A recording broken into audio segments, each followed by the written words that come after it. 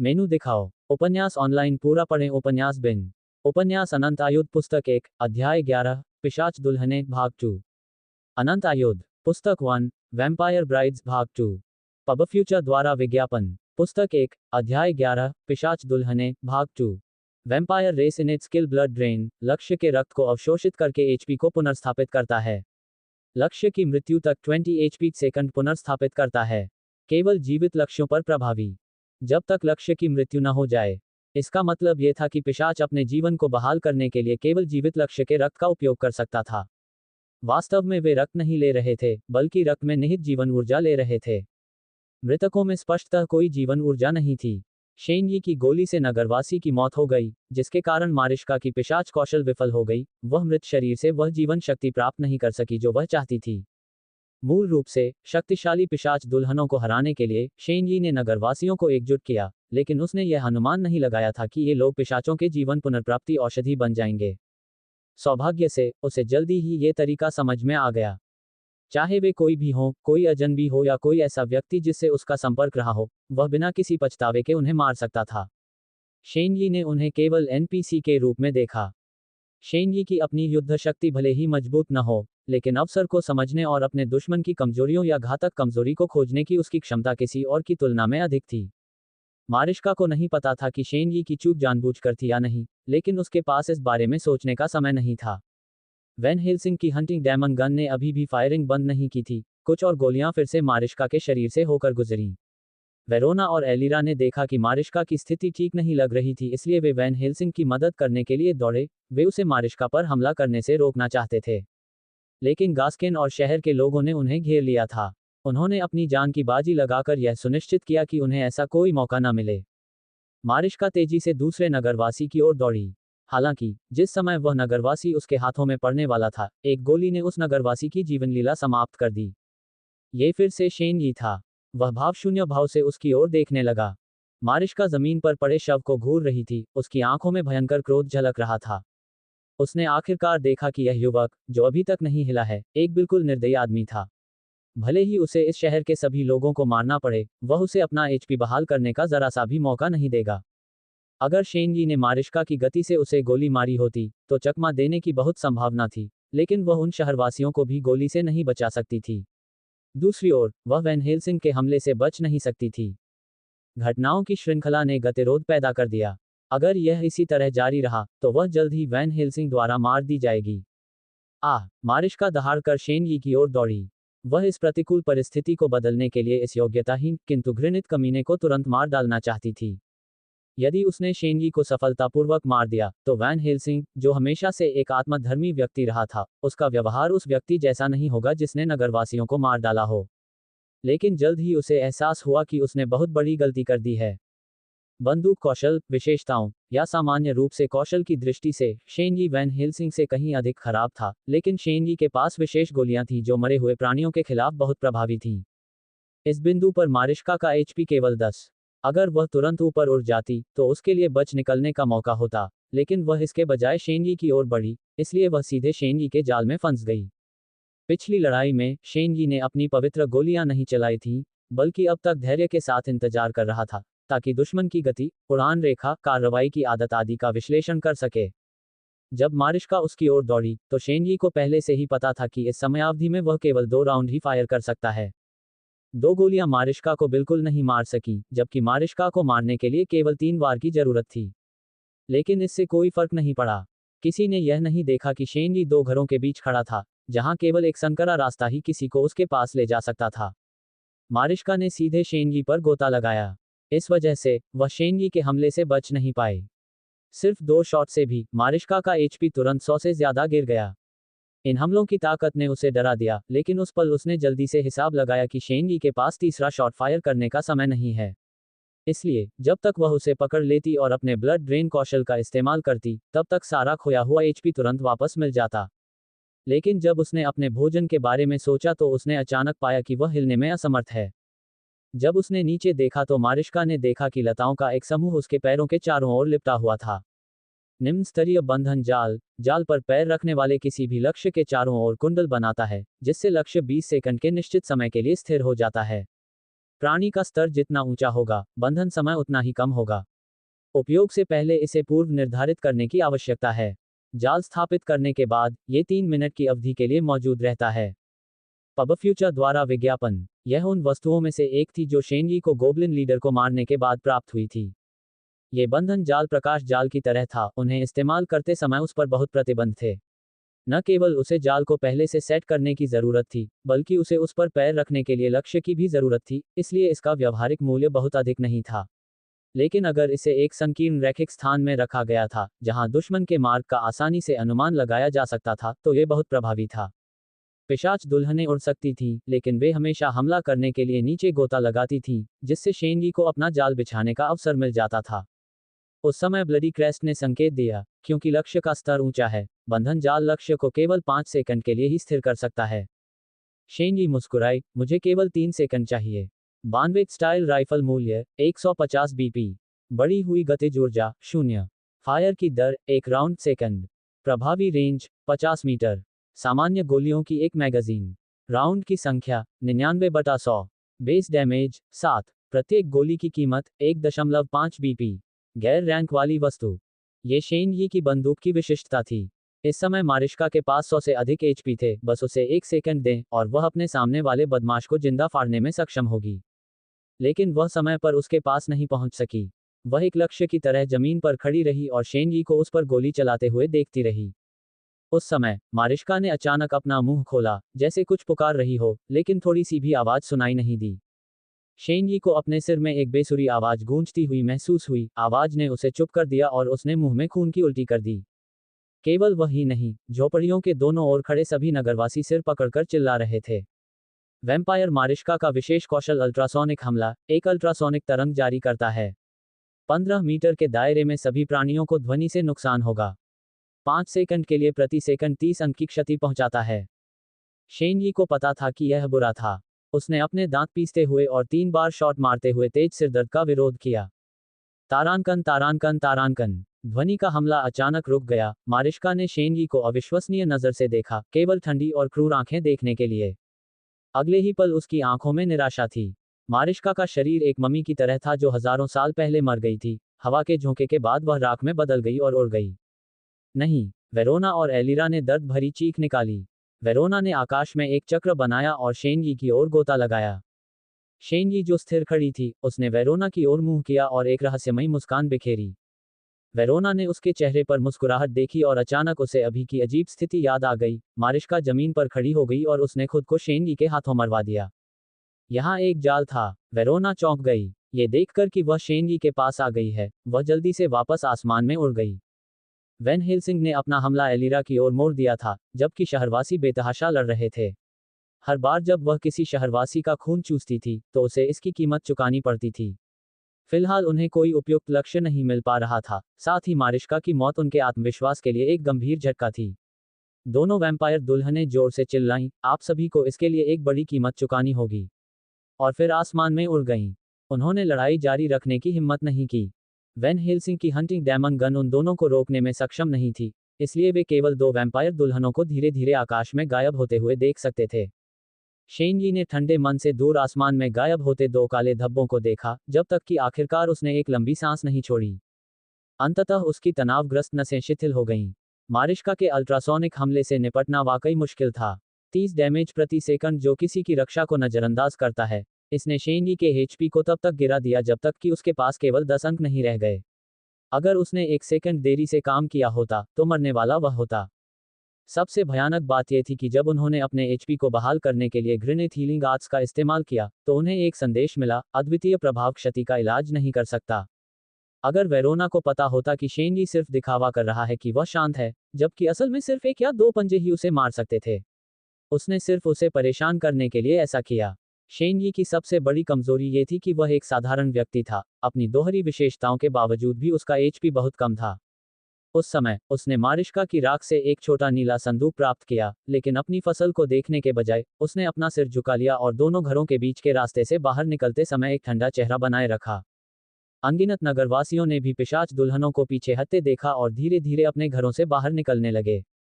उन्होंने शेनगी को डरावनी निगाहों से देखा। गैस्केन आगे बढ़ा, शेनगी की गर्दन पकड़ ली और कहा, तुमने वास्तव में अपने ही लोगों को गोली मार दी। पब फ्यूचर द्वारा विज्ञापन। शेनगी ने ठंडे स्वर में कहा, वे पिशाच दुल्हन द्वारा पकड़े गए थे, भले ही मैं उन्हें न मारूं, उनका एकमात्र परिणाम मृत्यु ही होगी। कम से कम मैंने उन्हें गरिमा के साथ मरने दिया, गरिमापूर्ण लेकिन मूल्यवान भी। गैस्कन्स हाथ थोड़ा ढीला। शेनगी ने पहले शहर के लोगों की तरफ देखा और फिर चिल्लाया, मैं आपको याद दिलाना चाहता हूं कि यह युद्ध है। अब जब आपने उत्पीड़न का सामना करने का फैसला किया है, तो हमें खुद को बलिदान करने के लिए तैयार रहना चाहिए। अगर मुझे वैम्पायर ब्राइड ने पकड़ लिया, तो आप मेरे साथ भी ऐसा ही कर सकते हैं। लेकिन उससे पहले मैं चाहता हूं कि आप सोचें कि अभी क्या हुआ। शेनजी ने शहर के लोगों की ओर देखा और चिल्लाया, हमने एक पिशाच दुल्हन को मार डाला। हुर्रे! सभी नगरवासी एक साथ जयकार करने लगे। उन्हें एहसास हुआ कि अभी अभी उन्होंने एक पिशाच को मार डाला है जिसके बारे में वे सोचते थे कि वह जय है। यह ऐसा काम था जिसे वे पूरी तरह असंभव मानते थे। लेकिन तथ्य ने पहले ही उनके ज्ञान को नष्ट कर दिया था। हालांकि, अपनी जीत के बदले में अपने ही लोगों को मारने के शेनगी के तरीके को स्वीकार करना नगरवासियों के लिए मुश्किल था। ये खुशी भरी, लेकिन स्वीकार करने में कठिन भावना जटिल थी, इसलिए शेनजी का सामना करते समय, उन्हें समझ में नहीं आया कि क्या करें। शेनजी ने शहरवासियों के विचारों की परवाह नहीं की, वह सीधे वेलेरियस परिवार के घर वापस चला गया। अब तक वह अंततः राहत की लंबी सांस नहीं ले पाया था। उन्हें इस बात पर खुशी थी कि इस समूह के लोगों पर अत्याचार होता था। उनका खून यह मानने का आदी है कि जो सही है, वही ताकत है। नगरवासियों की हत्या के लिए शेनगी का औचित्य महत्वपूर्ण नहीं था, महत्वपूर्ण बात यह थी कि उसने पर्याप्त गति के साथ बात की थी या नहीं। यदि वह थोड़ा भी नर्म होता या कम आत्मविश्वास दिखाता, या स्पष्टीकरण के बारे में सोचने में व्यस्त रहता, तो नगरवासियों का क्रोध उसे टुकड़े टुकड़े कर देने के लिए पर्याप्त होता। ये लड़ाई, जिस क्षण से उसने गोली चलाना शुरू किया, मौत की चट्टान की ओर चलने जैसा था। वह सोफे पर बैठकर चुपचाप अपने एचपी के अपने आप ठीक होने का इंतजार करने लगा। इस बीच, उसने बॉक्स खोला। तारांकन तारांकन तारांकन। खूनी शिखा संकेत देती है, आपने पिशाच दुल्हन मारिश्का को मार दिया है, मुख्य खोज 3 पूरी हो गई है, पुरस्कार प्राप्त करें, 1000 बीपी। मारिश्का को मारने की प्रक्रिया में, आपने कथानक के पात्रों की मदद स्वीकार की है, इसलिए आपका पुरस्कार आपके योगदान पर आधारित होगा। व्यापक मूल्यांकन, मारिश्का को मारने में आपका योगदान 42% था, इसलिए आपको केवल मूल इनाम मिलेगा, शुरुआती लोगों के लिए कोई अतिरिक्त इनाम नहीं। सभी मुख्य खोजें पूरी कर ली, आपको शुरुआती लोगों के लिए एक अतिरिक्त पुरस्कार प्राप्त हुआ। वैम्पायर ब्राइड बेसिक रिवॉर्ड ने वैम्पायर फैंग प्राप्त किया, हाथापाई हमले की क्षति के साथ 3% जीवन चोरी है। हथियारों को जड़ने के लिए इस्तेमाल किया जा सकता है। जड़ने से पहले, हथियार को संसाधित किया जाना चाहिए। प्राथमिकता, अनिश्चित। मूल्य, अनिश्चित। वैम्पायर ब्राइड बेसिक रिवॉर्ड प्राप्त क्रिस्टल टीयर्स पेंडेंट मारिश्का से नफरत, एक सिंथेटिक पेंडेंट। वैम्पायर ब्राइड मारिश्का एक भोली लड़की हुआ करती थी, काउंट ड्रैकुला द्वारा उसे वैम्पायर में बदलने के बाद, वह सभी जीवित प्राणियों से बहुत नफरत करती थी। वैम्पायर बनने से पहले उसके आंसू की आखिरी बूंद क्रिस्टल में बदल गई। इसका उपयोग दुश्मन की जानकारी रिकॉर्ड करने के लिए किया जा सकता है। जब जानकारी रिकॉर्ड की जाती है, तो ये दुश्मन की मृत्यु तक क्रिस्टल के आंसुओं में हमेशा के लिए मौजूद रहेगी। एक बार जब आपका दुश्मन 10 मीटर की सीमा के भीतर दिखाई देता है, तो आपको तुरंत उनकी उपस्थिति के साथ साथ उनकी स्थिति का भी पता चल जाएगा। उपकरण प्रभाव प्राथमिकता 15। मूल्य, अनिश्चित। शुरुआती लोगों के लिए अतिरिक्त पुरस्कार पवित्र जल की बोतल, हाथापाई हथियारों को धब्बा लगाने के लिए इस्तेमाल किया जा सकता है। हाथापाई हथियारों से मरे हुओं पर 20 अतिरिक्त क्षति होगी। अवधि, 1 घंटा। 10 बार धब्बा लगाने के लिए इस्तेमाल किया जा सकता है। इसका इस्तेमाल सीधे हमले के लिए भी किया जा सकता है, जिससे मरे हुओं पर 600 प्रत्यक्ष क्षति होती है। हर बार धब्बा लगाने के लिए इस्तेमाल किए जाने पर प्रत्यक्ष क्षति 60 से कम हो जाती है। ये वे 3 वस्तुएं थीं जो शेनगी को प्राप्त हुईं। पिशाच के नुकीले दांत अच्छे लगते थे, लेकिन वास्तव में 3% जीवन चुराना, कुछ न होने से तो बेहतर ही माना जा सकता था। शेनगी को मारिश्का की क्रिस्टल टीयर्स पेंडेंट हेट में दिलचस्पी थी। ये चीज दुश्मन की जानकारी रिकॉर्ड कर सकती थी, इसका एक मतलब था। दुर्भाग्य से, इसकी रेंज बहुत छोटी थी, 10 मीटर, लेकिन कम से कम ये 3 नाम उकेर सकती थी। निम्न मूल्यांकन के परिणामस्वरूप, वैम्पायर ब्राइड्स पुरस्कार, हालांकि विशेष था, लेकिन गोबलिन लीडर्स पुरस्कार की तुलना में कम व्यवहारिक मूल्य रखता था। ऐसा लग रहा था कि कथानक का चरित्र दोधारी तलवार है। वे मदद इसलिए दे रहे थे ताकि आपको जोखिम और कठिनाई कम हो, लेकिन साथ ही आपको मिलने वाले भुगतान को भी कम कर रहे थे। इस बात को ध्यान में रखते हुए कि इस बार तीनों पिशाच दुल्हनों ने एक साथ हमला किया था, शेनगी को भी धीरे धीरे एहसास हुआ कि बाद वाला कार्य पहले वाले कार्य से अधिक कठिन होगा। अब शेनजी को अगली बार विचार करना था, क्या ड्रैकुला स्वयं 2 वैम्पायर दुल्हनों के साथ आएगा। लेकिन जब उसने इस बारे में सोचा, तो शेनजी के चेहरे पर एक ठंडी मुस्कान उभर आई। वह बुदबुदाया, मुझे तो बस यही डर है कि तुम नहीं आओगे। उन्होंने क्रिस्टल टीयर्स पेंडेंट पर काउंट ड्रैकुला का नाम गंभीरतापूर्वक उत्कीर्ण किया। कुछ देर सोचने के बाद उसने दूसरे व्यक्ति का नाम लिख दिया। पब फ्यूचर द्वारा विज्ञापन। संपर्क टॉस साइट मैप दान करें मेनू दिखाओ। उपन्यास ऑनलाइन पूरा पढ़ें उपन्यास बिन। उपन्यास अनंत आयुध पुस्तक 1 अध्याय 12 भाई और बहन। अनंत आयुध पुस्तक 1 भाई और बहन। पब फ्यूचर द्वारा विज्ञापन। पुस्तक 1 अध्याय 12 भाई और बहन। 3 अध्याय अभी बाकी हैं। अध्याय को प्रायोजित करने के लिए धन्यवाद एंथनी। यदि आपको अब तक का उपन्यास पसंद आया है, तो हमें उपन्यास अपडेट पर एक अच्छी समीक्षा और रेटिंग दें। पुस्तक 1 अध्याय 12 भाई और बहन। ट्रांसिल्वेनिया बार कभी जीवंत नहीं था। कुछ शराबियों को छोड़कर शहर के अधिकांश लोग रात में अपने घरों में छिपने के आदी थे, क्योंकि रात मरे हुए जीवों की दुनिया थी। प्रतिशोध का ये कार्य, हालांकि वास्तविक खतरा था, मनोवैज्ञानिक रूप से कहें तो इन कायरों को थोड़ा अधिक ढीला आरामदायक महसूस हुआ। वैन हेल्सिंग बार के कोने में अकेले बैठकर शराब पी रहा था और कुछ शराबियों का शोरगुल सुन रहा था। जल्द ही शोरगुल बंद हो गया। शेनजी दरवाजे पर प्रकट हुई। कई शराबियों ने शोर मचाना बंद कर दिया। वे शेनजी को विस्मय भरी निगाहों से देखने लगे। शेनजी वैन हेल्सिंग के पास बैठे। गास्केन, मुझे एक गिलास दे दो। शेनजी ने बार पर एक चांदी का सिक्का फेंका। गैस्केन ने शेनजी के सामने बियर का पूरा गिलास रखा और चांदी का सिक्का पीछे धकेलते हुए कहा, मैं तुम्हें ये ड्रिंक ऑफर करता हूँ। हालांकि मुझे तुम्हारा तरीका पसंद नहीं है, लेकिन मुझे ये स्वीकार करना होगा कि तुम सही हो। इससे शेनजी आश्चर्यचकित हो गया। जब सारे शहरवासी उसका सम्मान कर रहे थे, तब गैस्केन ही एकमात्र ऐसा व्यक्ति था जिसने विरोध किया था। अब जब सारे शहरवासी उससे डरने लगे हैं, गैस्केन ही एकमात्र ऐसा व्यक्ति है जो उसका समर्थन करता है। उन्होंने कहा, धन्यवाद। शेनजी ने वैन हेल्सिंग के लिए टोस्ट उठाया, फिर उसे पी लिया। मुझे ये स्वीकार करना होगा कि जब हम मिले थे, तब आपके बारे में मेरा आकलन गलत था। आप वास्तव में एक अच्छे राक्षस शिकारी हैं, लेकिन मुझे आश्चर्य है कि मैंने आपके बारे में पहले कभी क्यों नहीं सुना। शायद इसलिए कि आपका मूल्यांकन पूरी तरह से गलत नहीं है। मेरी ताकत वास्तव में बहुत कम है, और मैं अपनी कमियों को पूरा करने के लिए केवल अपने दिमाग पर भरोसा कर सकता हूँ। लेकिन अगर संभव हो, तो मैं अभी भी चाहता हूँ कि मेरी मुट्ठियाँ सख्त हो जाएं। शेनजी ने हंसते हुए कहा, शायद आप मुझे इस पर कुछ सलाह दे सकें। शेनजी की यह बात सुनकर वैन हेल्सिंग को काफी आश्चर्य हुआ। शेनजी ने तुरंत कहा, मुझे नहीं लगता कि आपको लगता है कि ड्रैकुला से निपटना आसान है। एक मजबूत सहायक होना बेहतर है ना? वैन हेल्सिंग ने कुछ देर सोचा और अंततः सिर हिलाकर कहा, आप क्या सीखना चाहते हैं? आप जो भी सिखाना चाहेंगी, मैं सीखूंगी। शेनजी ने सहजता से उत्तर दिया। वह अब अपनी युद्ध क्षमता को बढ़ाने के लिए उत्सुक था, और यह इच्छा रेगिस्तान में प्यासे यात्री की तरह थी। वह और अधिक शक्तिशाली बनना चाहता था। अब उसके लिए चुन चुनकर काम करने का समय नहीं था। तो फिर, मैं तुम्हें कुछ बंदूक चलाने की तकनीक सिखाऊंगा, वैन हेल्सिंग ने कहा। वैन हेल्सिंग ने शेनजी द्वारा बंदूक संभालने में की गई कुछ गलतियों के बारे में बताना शुरू किया। After some talking, Shenyi was prompted, you acquired the guidance of Van Helsing. Your firearms technique is enhanced to the basic level, your gun skills and accuracy increased, hit rate of moving target increased. You have obtained mana imbued bullet technique, imbue mana on the bullet to enhance the attack power of the bullet.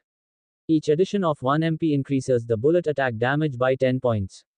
A bullet can be imbued with up to 10 MP, causing 100 additional damage. This technique is not a skill, it cannot be enhanced. Shenyi stared at the message. He didn't expect that with just a bit of guidance from Van Helsing, he would gain such benefits.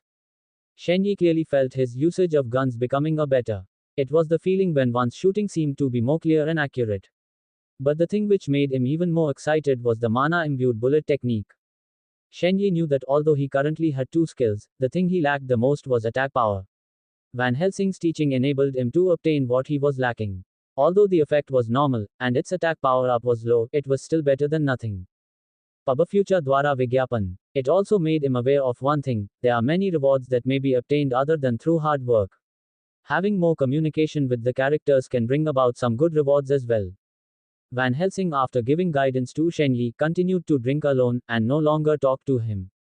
Seeing that talking would not get him anything else, Shenyi went back alone to Anna's house.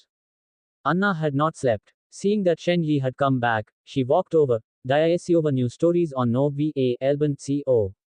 Anna hooked her arms around Shen Yi's neck, kissed him on the cheek, and then said softly, "A reward for our hero." Hero. This made Shen Yi stunned. But he immediately understood, this is not Anna worshipping him, it was her trust for him.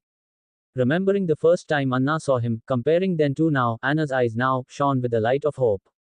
Killing the vampire bride Marischka brought Anna a confidence she never had before. She had confidence in Shen Yi, she believed that he could create more miracles. This was far more valuable than any empty words. However, in addition to this trust, Shen Yi also saw some strange things. The girl's heart was burning. Shen Yi believed that if he wanted, he could get Anna on his bed right now. One night stand. The idea quickly rose in his mind. He was not an inexperienced man who didn't know about the relationships between a man and a woman. Although he once loved a girl, that was already in the past. King was dead. People cannot keep their chastity for a lifetime just for the dead. However, when facing this girl's enthusiasm, he had to calm down and seriously think about whether or not it was worth it. From an emotional point of view, he would eventually leave. He didn't know if, after his departure, if this world would continue to exist or not. It looked so real, everyone was made of flesh and blood, had their own thoughts, soul, and emotions. They were real people, not a group of simple NPCs. If they were real beings, then his departure will seriously hurt the girl. From a rational point of view, Gaskin had a deep love for Anna. Love sometimes makes people crazy, it makes them have stupid and irrational behaviors. Shen Yi didn't want to destroy the relationship between him and the townspeople because of this. Considering the overall situation, Anna was the small town's princess and shouldered the task of eliminating the vampire. Having a love relationship with her meant that the public business would become a private business. The townspeople would doubt Shen Yi's motive if doing all of this was to save the town, or to save the Valerius family. This would affect their trust in him. No matter which point of view he took, it was necessary to maintain a certain distance with Anna. So he could only ignore Anna's feelings of love. At the moment he was about to say something to refuse her, he suddenly felt his chest get hot. It was the warning from the crystal tears pendant. Shen Yi pushed Anna back and shouted, "Careful." A figure plunged toward Shen Yi. Shen Yi shouted, but he had no time to shoot, so he readily dragged a weapons rack to block. That huge shadow hit the rack, and then hit Shen Yi, knocking him back. The shadow rushed forward, pressed Shen Yi's body, and exposed a mouthful of dense white fangs, biting at Shen Yi's neck. It was a huge werewolf. Shen Yi lowered his head, not dodging but smashing toward the werewolf's fang. Although the werewolf's fangs were sharp, the human skull was the hardest part of the human body. Coupled with Shen Yi's doubled attributes, his head smash broke two of the werewolf's fangs at once, making it hiss loudly in pain. However, Shen Yi himself was no better, the sudden impact effect made his mind daze off for a while. Anna quickly picked up a curved-handled sword from the scattered weapons rack, and stabbed fiercely toward the werewolf. The werewolf's reaction was also fast, a backhand swung out and knocked the sword straight out of her hand. However, Shen Yi took this opportunity to quickly regain consciousness. Enduring the headache, he caught two of the werewolf's claws, and with a fierce force, he threw the werewolf toward the opposite wall. Pabafucha Dwara Vigyapan. He didn't expect the werewolf to whistle a circle in the air, grab the wall, and hang himself onto the wall like a chandelier, not receiving the slightest injury. It turned back, a pair of green eyes fiercely stared at Shen Yi. With a flip of his hand, a gun appeared in Shen Yi's hands, then directly fired at the werewolf.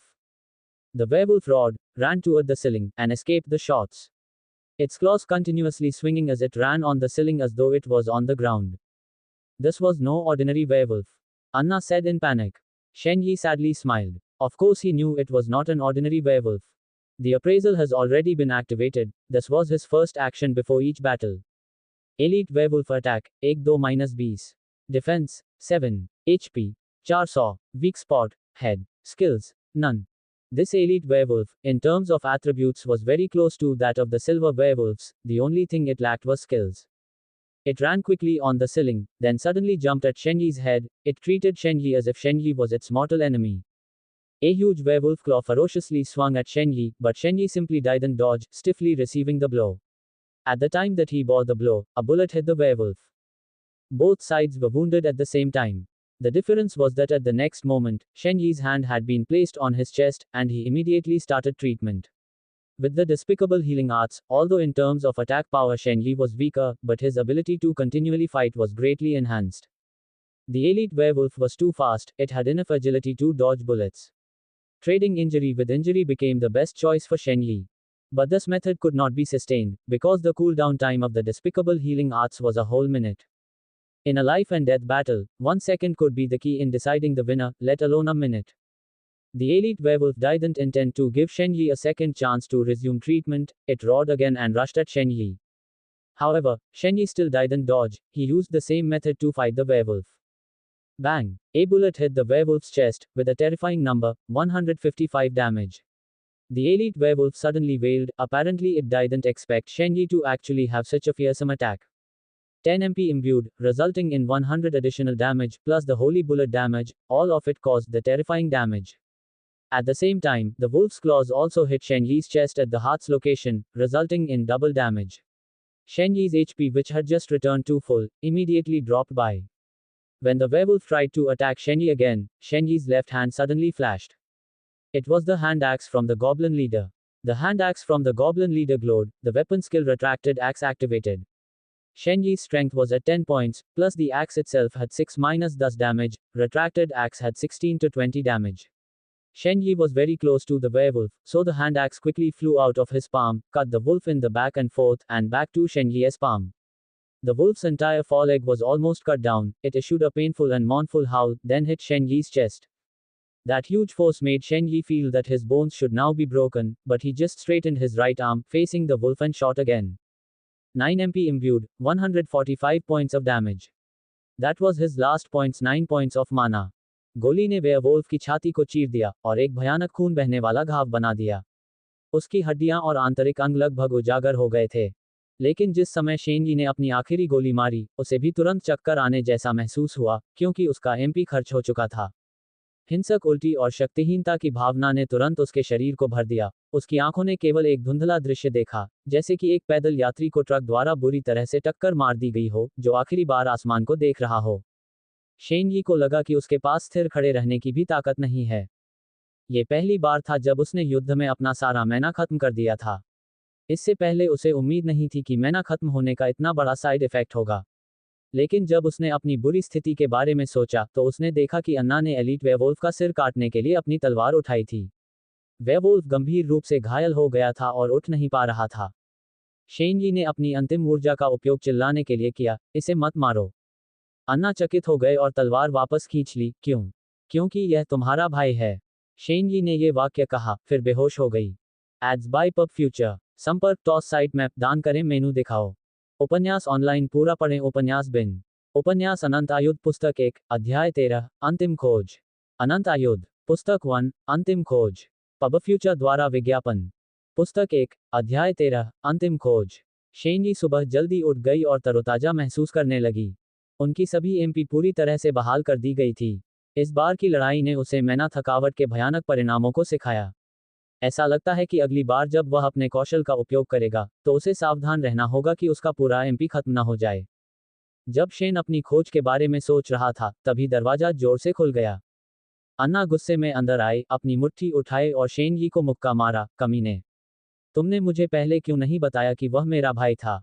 मैं उसे लगभग मार ही डालती।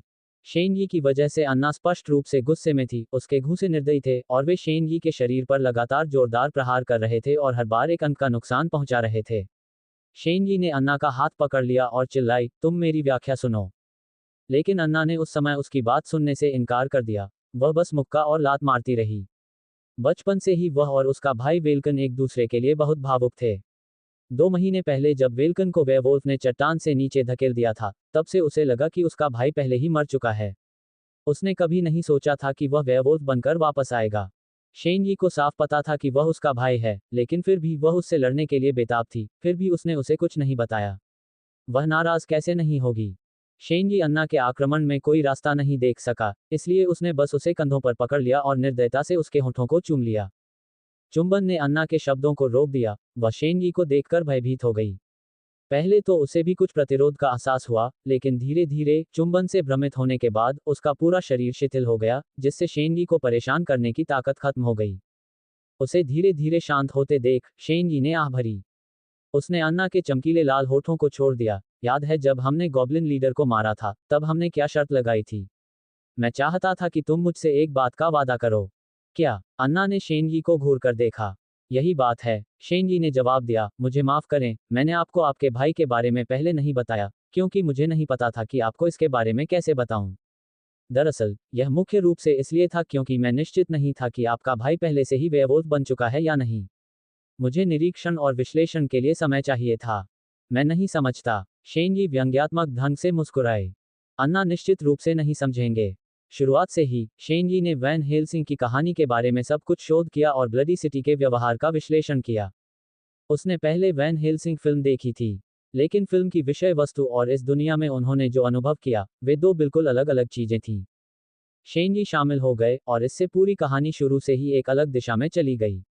जैसा कि Scarface ने कहा, bloody city ने केवल सभी साहसी लोगों के लिए फिल्म की पृष्ठभूमि को फिर से बनाया, ताकि वे दुनिया भर में खोज को पूरा कर सकें। इस दुनिया में रोमांच ही सार था, कहानी गौण थी। इस वजह से, शेनजी का सामना एक सिल्वर वेयरवुल्फ और एक गॉब्लिन लीडर से हुआ, जो मूल कहानी में मौजूद नहीं था।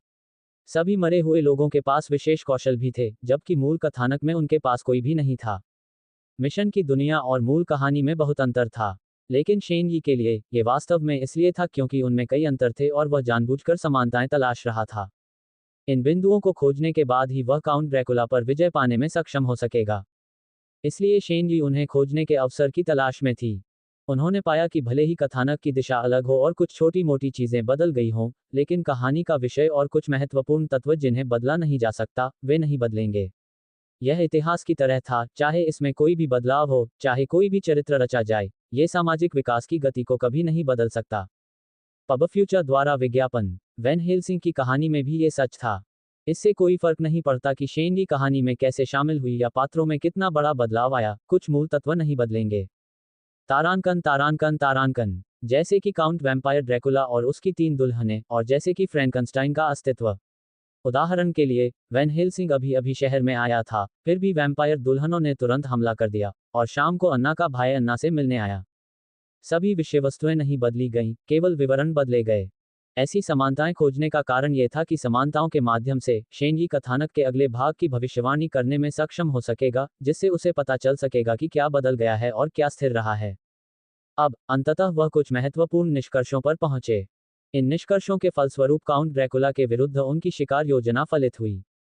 इस योजना में, अन्ना का भाई, वेयरवुल्फ वेल्कन, मूल साजिश में प्रमुख पात्रों में से एक बहुत ही महत्वपूर्ण हिस्सा था। पिशाच काउंट ड्रैकुला को वेयरवुल्फ वैन हेल्सिंग ने मार डाला था। क्योंकि वेयरवुल्फ ही एकमात्र अस्तित्व था जो काउंट ड्रैकुला को मारने में सक्षम था। हालांकि मिशन की दुनिया में स्थिति में बड़े बदलाव हुए थे, लेकिन शेनजी अब यह निर्धारित करने में सक्षम था कि भले ही वेयरवुल्फ काउंट ड्रैकुला को तुरंत मार न सके, लेकिन फिर भी इसका एक शक्तिशाली एंटी वैम्पायर प्रभाव होना चाहिए। यह उन कई महत्वपूर्ण तथ्यों में से एक है जिसके बारे में उनका मानना था कि इसमें कोई बदलाव नहीं होगा। ये निष्कर्ष काउंट ड्रैकुला पर उनकी जीत के लिए एक और महत्वपूर्ण कुंजी होगी। हालांकि, वह ये बातें अन्ना से नहीं कह सकते थे। वह अन्ना की ओर केवल व्यंग्यात्मक ढंग से मुस्कुरा सकता था। कल रात तुम्हारे भाई के प्रकट होने से पहले, मैं कुछ चीजों को निर्धारित करने में असमर्थ था। लेकिन उसके प्रकट होने के बाद, मैं अंततः एक निष्कर्ष पर पहुंचा। मैंने उस पर हमला इसलिए नहीं किया क्योंकि मैं उसे मारना चाहता था, बल्कि इसलिए कि अगर मैं ऐसा नहीं करता, तो मैं उसे पकड़ नहीं पाता। अन्ना, मैं चाहता हूं कि तुम समझो कि मैंने जो किया, वह क्यों किया। उसे न मारने और उसके द्वारा न मारे जाने का यही सबसे अच्छा तरीका है। अन्ना ने शेनजी को घूर कर देखा। वह ये नहीं भूली कि कल रात, वेयरवुल्फ ने एक क्रूर रूप के साथ शेनजी पर हमला किया था। तो फिर वह उसे कैसे दोषी ठहरा सकती है? It was him who saved her from harm and saved her brother. She suddenly regretted her own impulsive actions. While feeling embarrassed, she said, I am sorry, I don't know how I suddenly had that inexplicable anger after knowing you wounded my brother. Shenyi gently hugged Anna. I can understand. If some outsiders injured my loved ones, I wouldn't be just angry, I would rush to tear them to pieces. But if one of my loved ones injured another of my loved ones, it would be troublesome. Other than being angry and scolding them, we could do nothing, because we can't hurt our loved ones to vent our anger. So sometimes, we can only complain loudly. Hearing Shenyi saying that she was one of his loved ones, Anna laughed. You're a man who thoroughly understands a human's heart. Maybe I should have hammered you so that you would think you were important to me. If you are willing to, don't forget that I am still a patient. Shenyi laughed. Anna glared deeply at Shenyi, her beautiful eyes shined as her fingers gently touched the scars on Shenyi's chest. You don't look like a patient, your resilience is amazing. If another man was harmed like you once, he would lie on the bed for at least half a month. In the past few days, you have received 3 consecutive harmful wounds, yet you're still healthy.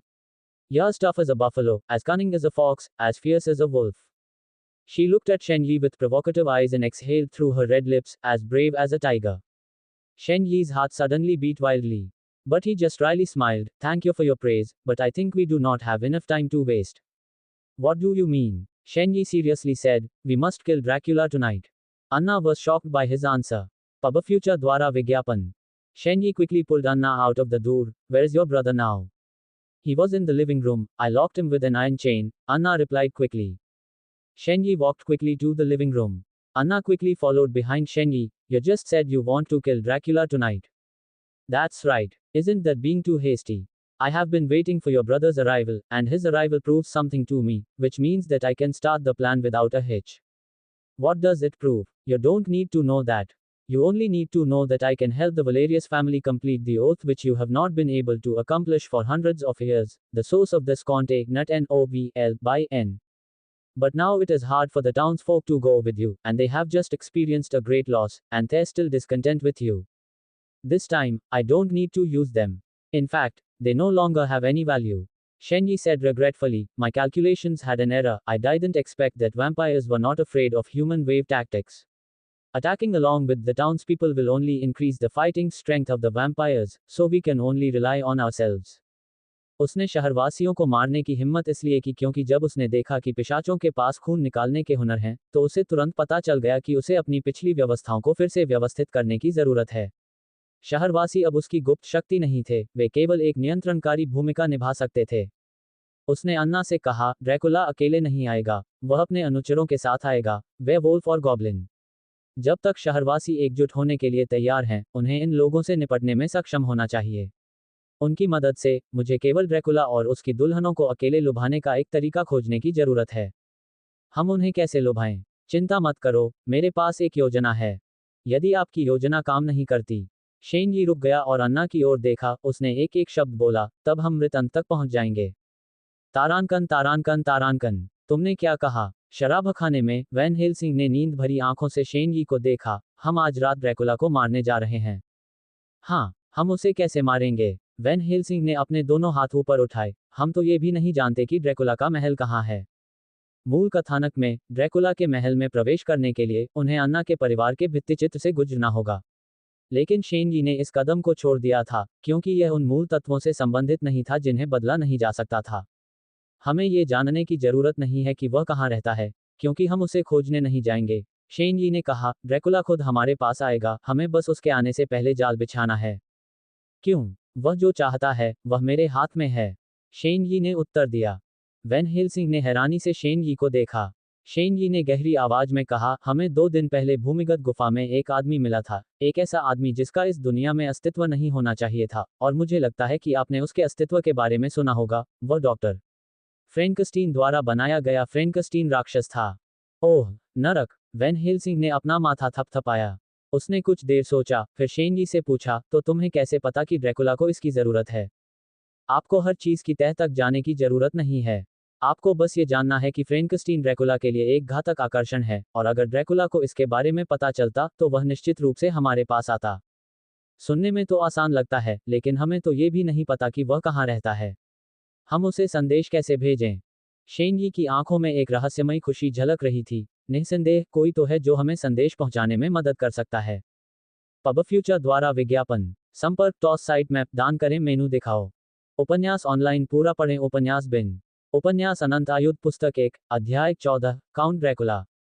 अनंत आयुध पुस्तक 1 count Dracula. पबफ्यूचर द्वारा विज्ञापन।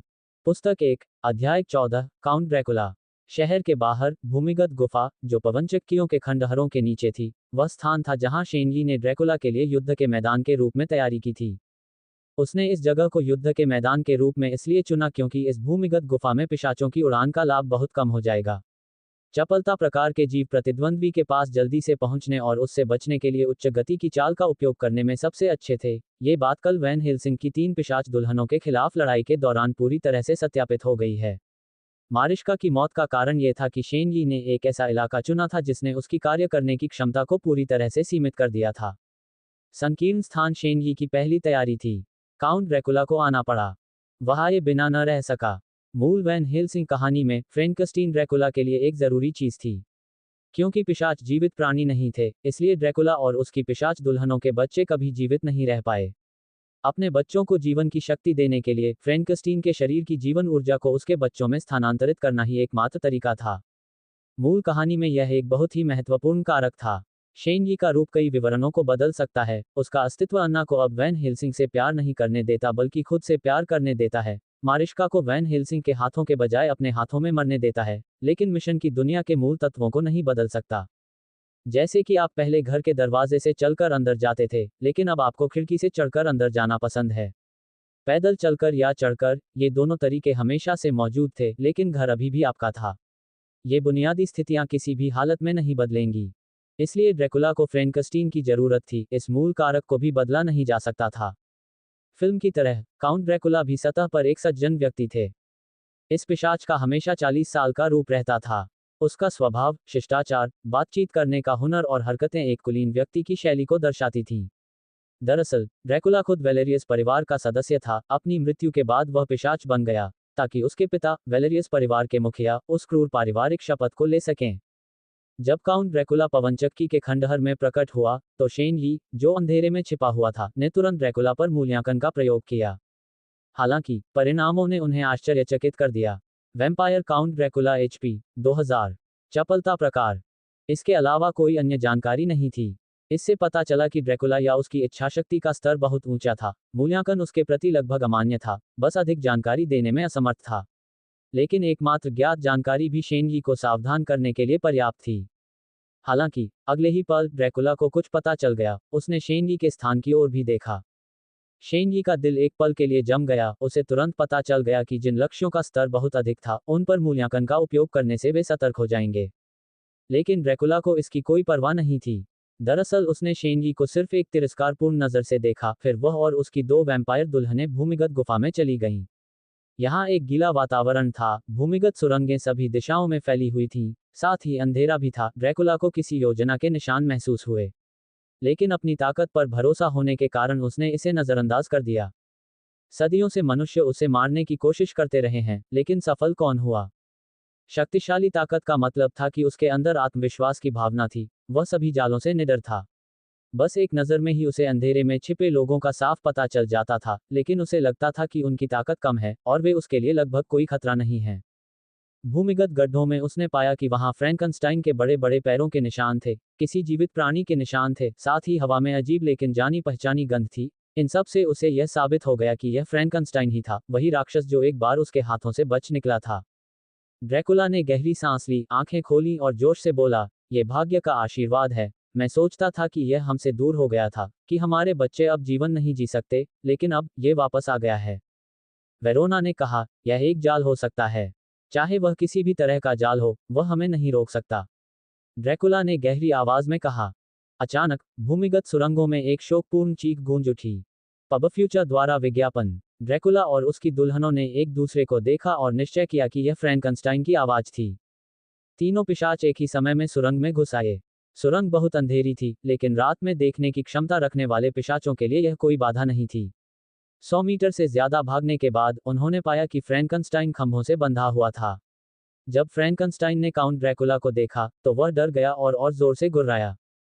Dracula ने अपने हाथ हिलाए और दोनों पिशाच दुल्हनें तुरंत फ्रैंकनस्टाइन को बचाने के लिए दौड़ पड़ी। वह स्वयं उनसे 10 मीटर की दूरी पर खड़ा रहा।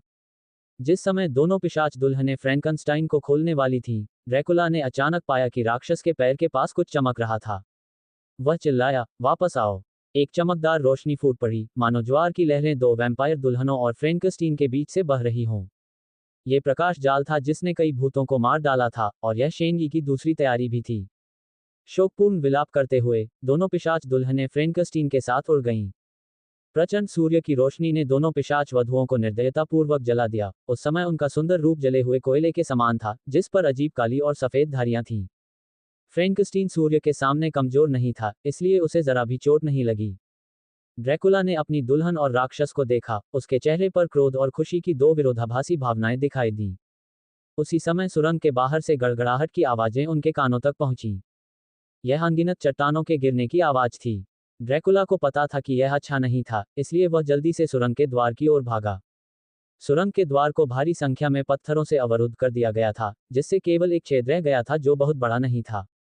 उस छेद से वह बाहर खड़े एक आदमी को देख सकता था। ये शेन यी था। ये वही है। यही वह आदमी है जिसने मार्शिका को मारा था। वेरोना चिल्लाई। आहा! ड्रैकुला चिल्लाया। जब वह शेन यी को मारने के लिए इन पत्थरों को बाहर धकेलने वाला था, तो उसने अचानक पीछे से गोली चलने की आवाज सुनी। ड्रैकुला के दिल में ठंडक महसूस हुई और उसे तुरंत पता चल गया कि फ्रैंकनस्टाइन के अलावा सुरंग में और भी लोग छिपे हुए थे। उसे पहले ही समझ जाना चाहिए था, प्रकाश जाल को चालू करने के लिए पहले से सेट होना चाहिए। जिसने वह जाल बिछाया था, वह स्पष्ट रूप से फ्रैंकनस्टाइन को नहीं बांध सकता था। सुरंग की गहराई से एक काली आकृति दौड़ती हुई आई और ड्रैकुला का सामना किया, जबकि वह लगातार गोलियां चला रहा था। ये वैन हेल्सिंग था। अंधेरी सुरंग में अनगिनत गोलियां सीटी बजाती हुई ड्रैकुला की ओर दौड़ी। ड्रैकुला पहले तो चौंक गया, लेकिन तुरंत ही एक ठंडी मुस्कान छोड़ गया। इस स्तर का हमला उसकी आंखों में भी नहीं घुस पाया। उसके हाथ की एक लहर के साथ दो वैम्पायर दुल्हनें एक साथ वैन हेल्सिंग पर हमला करने के लिए दौड़ीं। पलक झपकते ही चटकने की आवाजों की एक श्रृंखला गूंज उठी। हालांकि शेनगी यह नहीं देख पाया कि क्या हुआ था, लेकिन आवाजों से वह लड़ाई की तीव्रता का विश्लेषण कर सकता था। शेनगी को वैन हेल्सिंग की दर्दनाक चीख भी सुनाई दे रही थी, जो जाहिर तौर पर किसी हमले के कारण आई थी। इतने कम समय में ही वैन हेल्सिंग घायल हो गया, और यह बात सच थी कि वह बहुत खराब स्थिति में था। लेकिन यह वह युद्ध क्षेत्र था जिसे शेनगी ने सावधानीपूर्वक चुना था। उसने स्वयं ही जाल की व्यवस्था की थी। बेशक ये केवल एक साधारण प्रकाश जाल नहीं हो सकता था। अगले ही पल शेनगी ने खूनी शिखा से एक अजीब सी चीज निकाली। अनाम वस्तु। पब फ्यूचर द्वारा विज्ञापन। काल द्वारा निर्मित। अज्ञात प्रकाश स्रोत बनाने के लिए वेसुवियस ज्वालामुखी के मैग्मा और गोबी रेगिस्तान के शुद्ध सोडा का उपयोग करता है। सूर्य जैसा प्रकाश स्रोत बना सकता है जो 8 सेकंड के लिए मरे हुए प्राणियों को प्रति सेकंड 120 क्षति पहुंचाता है। यह मूल कथानक में एक वस्तु थी, लेकिन जब उसने इस वस्तु को बनाया, तो काल को नहीं पता था कि इसका उपयोग कैसे किया जाता है, इसलिए उसने इसे सीधे शेनगी को सौंप दिया, जिसके पास अब इसका उपयोग है। ये पिशाच के खिलाफ एक घातक हथियार था। संचयी क्षति लगभग 1000 अंक थी। किसी भी मरे हुए व्यक्ति के लिए यह निस्संदेह एक बड़ी आपदा थी, और यह शेनगी की तीसरी तैयारी भी थी। शेनगी ने छेद में प्रकाश स्रोत फेंका। उसके साथ ही एक बहुत बड़ी चमकदार रोशनी चमक उठी। पूरी तरह से अंधेरी गुफा एक धूप वाले दिन की तरह चमक उठी, और ड्रैकुला और उसकी दो दुल्हनों की डरावनी चीखें सुनी जा सकती थीं। जगह संकरी थी, सड़क अवरुद्ध थी। सुरंग को वैन हेल्सिंग ने बुरी तरह से अवरुद्ध कर दिया था। ड्रैकुला को पता था कि उनके पास ज्यादा समय नहीं है। वह घबराते हुए गुस्से से दहाड़ने लगा, अपनी बाहें घुमाए और रास्ते में एक पत्थर को उड़ा दिया जिससे एक वॉश बेसिन जितना बड़ा छेद दिखाई दिया। उस पर एलिरा ने तीखी चीखें निकाली। उसके पूरे शरीर में गिरने के निशान दिखाई दिए। ड्रैकुला ने अपने दोनों हाथों का इस्तेमाल किया, और दो अन्य पत्थर उड़कर बाहर आ गए और एक बड़ा छेद दिखाई दिया जिसमें से आधा व्यक्ति गुजर सकता था। हालांकि एलिरा पहले ही मर चुकी थी। वैन हेल्सिंग का दबाव कम हो गया था, लेकिन उसे अभी भी शेनगी का आदेश याद था और उसने ड्रैकुला पर हताश होकर गोली चला दी। शायद ये जानते हुए कि वह मरने वाली थी, अंतिम पिशाच दुल्हन वेरोना ने वैन हेल्सिंग पर हमला किया। उसके नाखून ने वैन हेल्सिंग के चेहरे को लगभग छू लिया, लेकिन अंतिम 10वें सेकंड में उसकी हरकत रोक दी गई। हजारों साल पुरानी मम्मी की तरह, वह महीन राख बन गई और हवा के साथ बिखर गई। नहीं! ड्रैकुला ने तीखी और क्रोध भरी चीख लगाई। उसने अंतिम अवरोधक पत्थर पर प्रहार किया और उसे शेनगी की ओर उड़ा दिया। इस समय तक शेनगी ने ड्रैकुला पर 4 गोलियां चला दी थीं। उड़ती चट्टान को देखकर उसने चकमा नहीं दिया और 5वीं गोली चला दी। पत्थर ने उसके गाल को रगड़ा और बालों की एक किरण को झुका दिया। टकराना! ड्रैकुला ने अंततः सभी पत्थर तोड़ दिए और शेनगी पर दहाड़ा। पिशाच बनने के बाद से यह उसका सबसे बड़ा आघात था। उसकी तीनों दुल्हनें इस एक व्यक्ति के कारण मारी गईं। उसने स्वयं प्रत्यक्ष सूर्य के प्रकाश को झेला था, लेकिन अभी भी वह उस दायरे से बाहर नहीं था जिसे प्रकाश ने ढक रखा था। लेकिन उसने कुछ नहीं सोचा और जैसे ही सुरंग से बाहर निकला, उसने पाया कि लताओं का एक समूह उसके पैरों के चारों ओर लिपटा हुआ था। यह एक निम्न स्तरीय बंधन जाल था। ब्लडी क्रेस्ट ने संकेत दिया, क्योंकि बाइंडिंग लक्ष्य का स्तर उच्च है, बाइंडिंग ट्रैप केवल 1.5 सेकंड के लिए लक्ष्य को स्थिर कर सकता है। शेनगी की आंखों में चालाकी की चमक झलक रही थी। अपने पूरे जीवन काल में भी ड्रैकुला यह नहीं समझ पाया कि शेनगी को कैसे पता था कि वह अपना पैर कहां रखेगा। लेकिन सच्चाई ये थी कि शुरुआत में शेनगी ने बंधन जाल का उपयोग नहीं किया था। लेकिन जब ड्रैकुला ने पत्थर की दीवार को तोड़ना शुरू किया, तो शेनगी को स्पष्ट रूप से पता था कि वह कहां से बाहर आएगा, क्योंकि उसने ड्रैकुला का स्थान देख लिया था। इसलिए उसने जल्दी से जाल बिछा दिया और ड्रैकुला के भागने का इंतजार करने लगा। 1.5 सेकंड बहुत कम समय था, लेकिन ड्रैकुला के लिए यह बहुत लंबा समय था। जब कुछ समय बीत गया, तो उसने जल्दी से तिरछी तरफ एक कदम बढ़ाया, ताकि वह फिर से बंधन जाल में न फंस जाए। हालांकि, वह इस बात से निराश था कि उसने वास्तव में एक अन्य बंधन जाल पर पैर रख दिया था। शेनली ने एक त्रिकोण में 3 बंधन जाल बिछाए। अगर ड्रैकुला पहले जाल में पैर रखने के बाद तुरंत आगे की ओर भागता, तो वह बच जाता। लेकिन चूंकि उसे हार के तुरंत बाद पता चल गया था, इसलिए वह दूसरे जाल में फंस गया। लगातार 2 बंधन जाल ने काउंट ड्रैकुला को 3 सेकंड तक घसीटा। इसने न केवल शेनली को 3 शॉट फायर करने का समय दिया, बल्कि ड्रैकुला को 3 सेकंड के लिए सूरज की रोशनी में भी उजागर किया। जब ड्रैकुला दूसरे बंधन जाल से बाहर निकला, तो उसने शेनली पर हमला करने की हिम्मत नहीं की। वह गुफा के अंधेरे कोने में सिर के बल भाग गया और आखिरकार सूरज की रोशनी के आखिरी 2 सेकंड से बच निकला। 6 सेकंड के लिए सूरज की रोशनी से रोशन होने के कारण ड्रैकुला ने 720 एचपी खो दिया। साथ ही वैन हेल्सिंग और शेनली के पागल हमलों की अवधि के कारण उसका लगभग आधा एचपी चला गया। 2 वैम्पायर दुल्हनों की मृत्यु के साथ ड्रैकुला विधवा हो गया। इसे काउंट ड्रैकुला का अब तक का सबसे बड़ा झटका कहा जा सकता है। और यह सब शेनली के कारण हुआ, जिसके कारण उसे ड्रैकुला की अत्यधिक नफरत का शिकार होना पड़ा। अगले ही पल जब प्रकाश गायब हो गया, ड्रैकुला अंधेरे कोने से बाहर आया और अपने हाथ से लाल रक्त गैस की एक धार छोड़ते हुए शेनली पर क्रूरता से उड़ गया। वैम्पायर ड्रैकुला अद्वितीय कौशल खूनी विस्फोट, एक सीधी रेखा के 20 मीटर के भीतर सभी दुश्मनों को 150 क्षति पहुंचाता है। इसके साथ ही, शेनली, जिसके पास मात्र 100 एचपी था, यदि वह सीधे हमला करता तो तुरंत मारा जाता। हालांकि, उस समय शेनली ने कुछ ऐसा किया था जिससे ड्रैकुला आश्चर्यचकित हो गया था। पब फ्यूचर द्वारा विज्ञापन। संपर्क टॉस साइट मैप दान करें मेनू दिखाओ। उपन्यास ऑनलाइन पूरा पढ़ें उपन्यास बिन। उपन्यास अनंत आयुध पुस्तक 1, अध्याय 15, डेथ मैच भाग 1। अनंत आयुध पुस्तक 1, डेथ मैच भाग 1। पब फ्यूचर द्वारा विज्ञापन। पुस्तक 1, अध्याय 15, डेथ मैच भाग 1। पिशाच ड्रैकुला कितना शक्तिशाली था, शेनली को पता नहीं था। लेकिन वह जानता था कि एक विशेष रूप से तैयार किया गया अंतिम बॉस, जिसे बाद में उन्नत किए गए साहसी लोगों के लिए तोड़ा जा सकता है, चाहे आप खुद को कितना भी मजबूत क्यों न समझते हों। इसे कम करके नहीं आंका जाना चाहिए। 2000 अश्वशक्ति ही एकमात्र समस्या नहीं थी, पिशाच जाति स्वयं भी जीवन शक्ति बहाल करने में अच्छी थी। अगर शेनली ने ड्रैकुला की घेराबंदी करने के लिए नगरवासियों का उपयोग करने का विचार निर्णायक रूप से नहीं छोड़ा, जिसके परिणामस्वरूप भूमिगत गुफा में जीवित प्राणियों की कमी हो गई, जिससे वह जीवन शक्ति को अवशोषित कर सके, बदले में पिशाचों की अंतर्निहित शक्ति सीमित हो गई। अगर उसने ऐसा नहीं किया, तो भले ही ड्रैकुला अधिक घायल हो, फिर भी वह उसे मारने में सक्षम नहीं होगा। फिर भी, शेनली ड्रैकुला के आकस्मिक कौशल का सामना नहीं कर सका। लेकिन उसे इसका सामना करने की जरूरत नहीं थी। जिस समय ड्रैकुला ब्लडी ब्लास्ट का उपयोग कर रहा था, शेनली ने एक काम किया।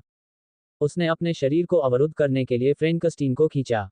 अगर ड्रैकुला आगे बढ़ता, तो इसमें कोई संदेह नहीं था कि वह शेनली को मार सकता था। लेकिन साथ ही, फ्रैंकनस्टाइन बिना किसी नुकसान के बच नहीं सकता था। ड्रैकुला ऐसी स्थिति उत्पन्न होने की अनुमति नहीं दे सकता था।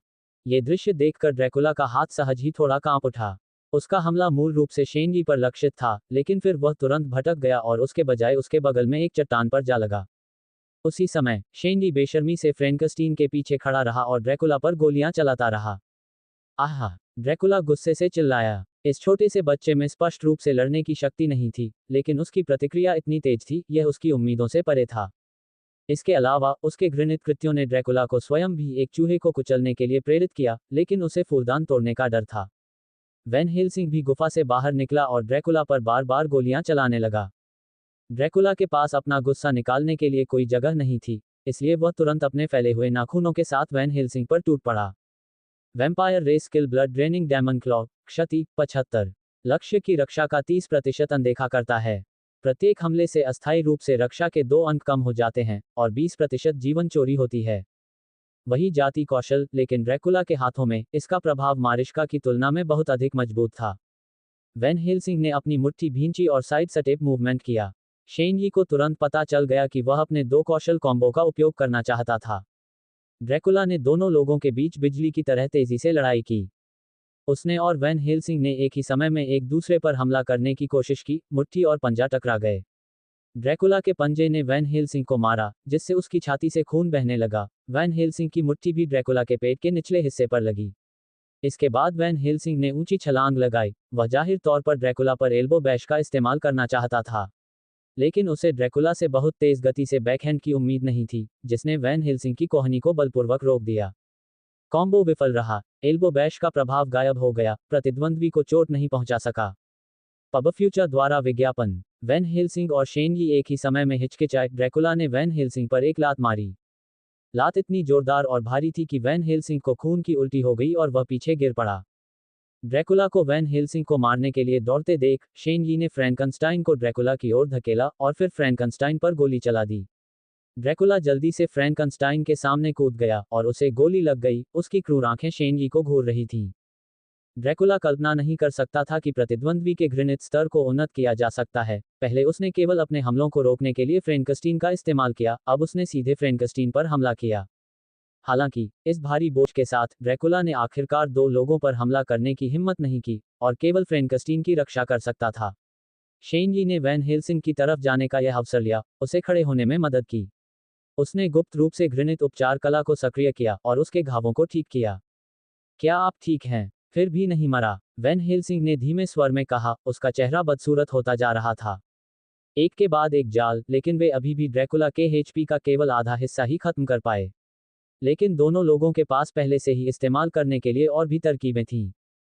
शेन यी की विभिन्न व्यवस्थाओं से पहले वैन हेल्सिंग सहमत नहीं थे। वह चच का शिकारी था, खुलेआम अपमानजनक व्यवहार में विश्वास करता था। उसे यह घृणित अभिनय शैली पसंद नहीं थी, इसलिए वह शेन यी की कई व्यवस्थाओं से संतुष्ट नहीं था। लेकिन अभी की स्थिति ने साबित कर दिया कि शेन यी सही थे। ड्रैकुला की शक्ति उसकी उम्मीदों से कहीं अधिक थी। इस बिंदु पर ड्रैकुला ने उन दोनों को घूरते हुए कहा, तुम दोनों को मरना होगा। मुझे ऐसा नहीं लगता मिस्टर ड्रैकुला। क्या आपको लगता है कि मैंने आपसे निपटने के लिए सिर्फ 2 या 3 तरकीबें ही तैयार की हैं? अगर आप ऐसा सोचते हैं, तो आप गलत हैं। मैंने कभी किसी प्रतिद्वंद्वी को कम नहीं आंका। शेन यी के हाथ पर अचानक एक अजीब सा इंजेक्शन दिखाई दिया।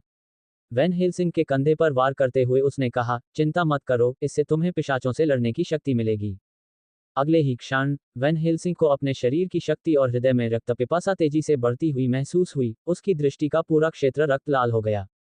ये है वेयरवुल्फ का खून, ये तुम्हें वेयरवुल्फ में बदलने की क्षमता देगा। शेन यी फुसफुसाए। ये शेन यी की चौथी तैयारी थी।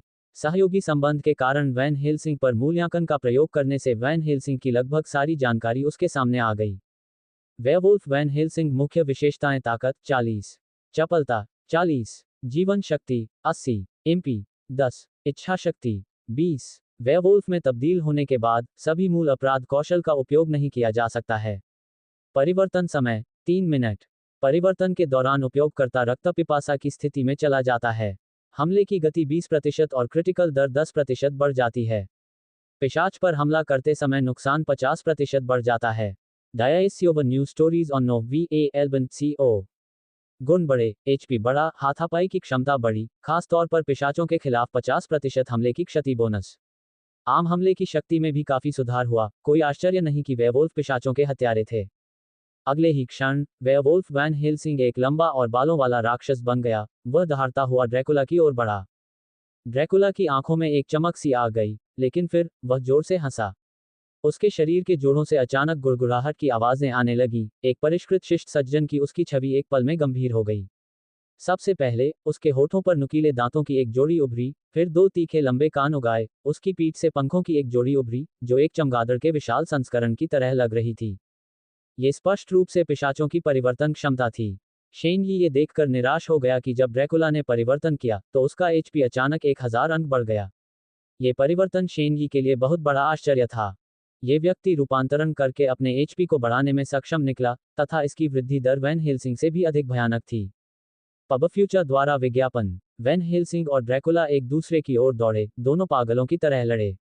भूमिगत गुफा में गड़गड़ाहट की आवाज सुनकर ही पता चला कि उनकी भीषण लड़ाई के कारण एक चट्टान गिर गई थी। वैन हेल्सिंग का युद्ध मनोबल ऊंचा था, उसकी आंखें खून से लाल हो गई थीं। ड्रैकुला का सामना करते हुए उसने अपने भेड़िए के पंजों से बेतहाशा वार किया। हालांकि उसने कौशल का उपयोग करने की क्षमता खो दी थी, फिर भी उसके पास परिवर्तन के कारण लाई गई एक शक्तिशाली हाथापाई की क्षमता थी, और इसने उसे एक अतुलनीय आनंद का अनुभव कराया। ऐसा भी लग रहा था कि ड्रैकुला परिवर्तन के बाद अब अपने कौशल का उपयोग भी नहीं कर सकता था, इसलिए उनकी लड़ाई से बहुत सारा मांस और खून बिखरा हुआ था।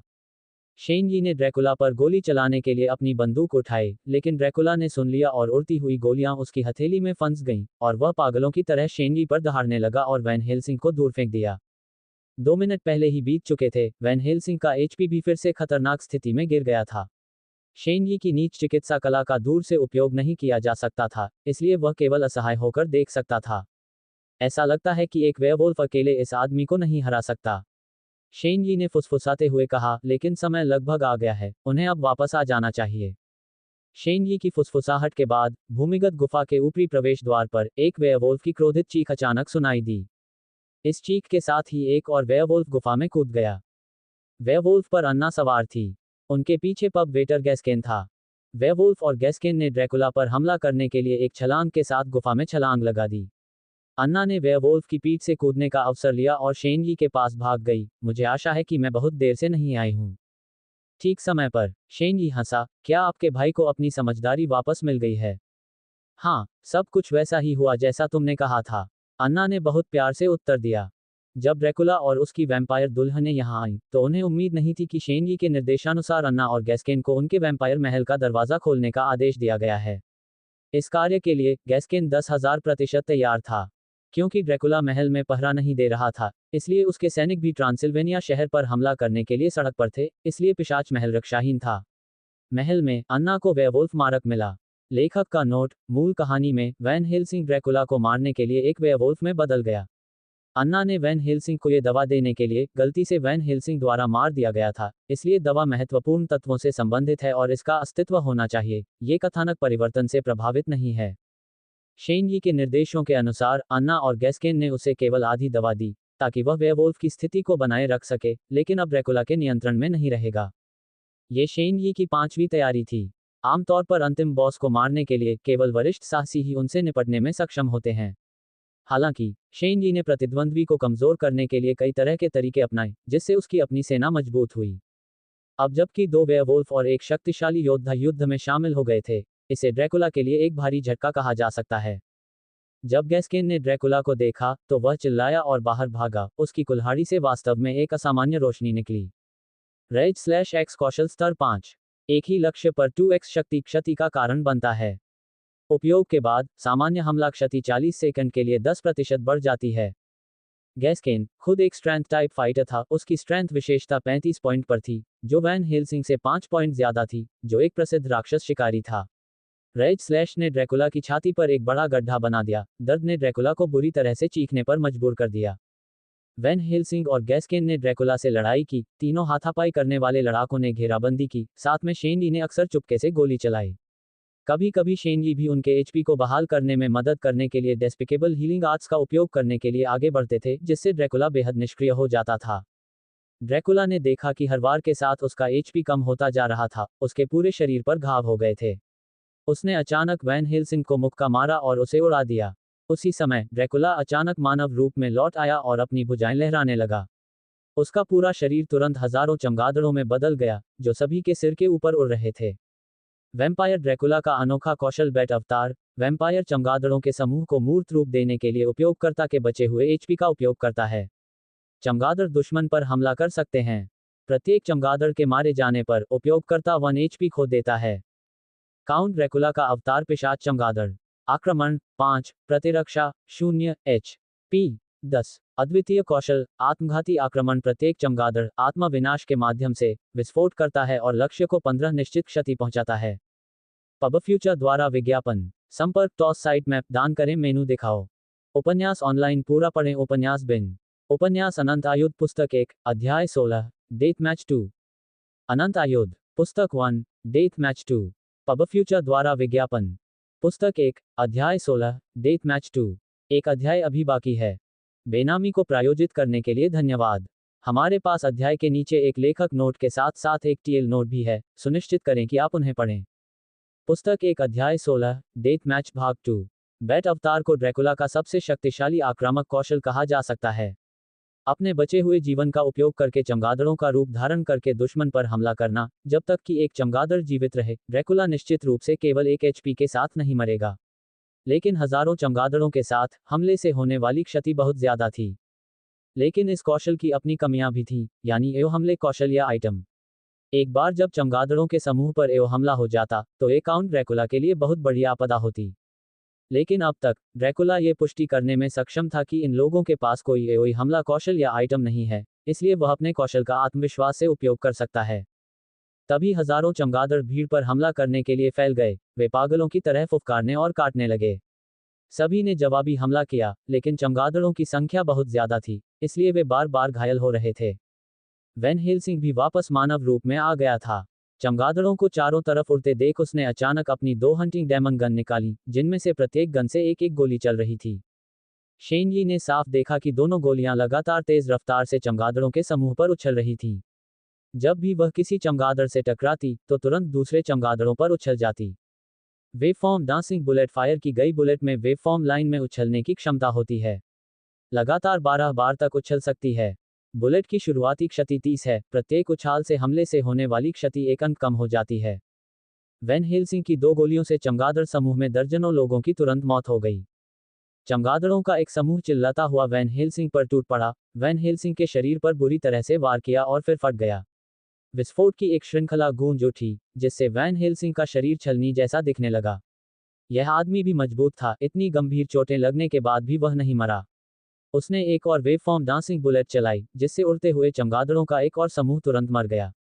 लेकिन 2 और गोलियां चलाने के बाद वह खुद को संभाल नहीं सका और अपने ही खून के गड्ढे में गिर गया। चमगादड़ों का एक बड़ा समूह दहाड़ता हुआ वेल्कन पर टूट पड़ा। पिशाच चमगादड़ों की 3 टीमों ने एक के बाद एक उसके शरीर पर हमला किया और फिर विस्फोट हो गया। वेल्कन, जिसके पास अभी भी पूरा एचपी था, पर भारी बमबारी की गई, उसका मांस और खून हर जगह फैल गया और वह मौके पर ही मर गया। भाई, अन्ना ने करुण स्वर में पुकारा। अन्ना की ओर उड़ते चमगादड़ों के एक समूह को देखकर गैस्केन अचानक आगे कूद पड़ा और अन्ना के शरीर को ढक दिया। चमगादड़ इतने फट गए कि उसकी पूरी पीठ लगभग उड़ गई। चमगादड़ों के झुंड ने शेनजी को घूरा। शेनजी ने अचानक बंधे हुए फ्रैंकनस्टीन को खींच लिया। चमगादड़ों के इस समूह ने देखा कि फ्रैंकनस्टीन को शेनजी ने खींच लिया और वह फटा नहीं, बल्कि शेनजी को चट्टान की दीवार की ओर जोर से पटक दिया, जिससे उसने खून की उल्टी कर दी। एक क्षण में ड्रैकुला को घेरने वाले चारों लोग गंभीर रूप से घायल हो गए। केवल अन्ना सदमे के बावजूद ठीक थी। हवा में ड्रैकुला की गर्व भरी हंसी गूंज उठी। हवा में उड़ते चमगादड़ पुनः मानव रूप में आ गए। हालांकि केवल 400 एचपी से थोड़ा अधिक बचा था, फिर भी ड्रैकुला इस लड़ाई का विजेता था। इस समय उसने शेनजी और अन्ना को गर्व से देखा और तिरस्कारपूर्वक कहा, कोई भी महान काउंट ड्रैकुला को नहीं मार सकता, भले ही आप सभी प्रकार की तुच्छ चालें अपनाएं, ये बेकार है। लेकिन मैं तुम्हें नहीं मारूंगा, अन्ना, क्योंकि तुम मेरी नई दुल्हन बनोगी। जहां तक तुम्हारी परेशानी की बात है, तुम्हें अपने किए की भारी कीमत चुकानी पड़ेगी।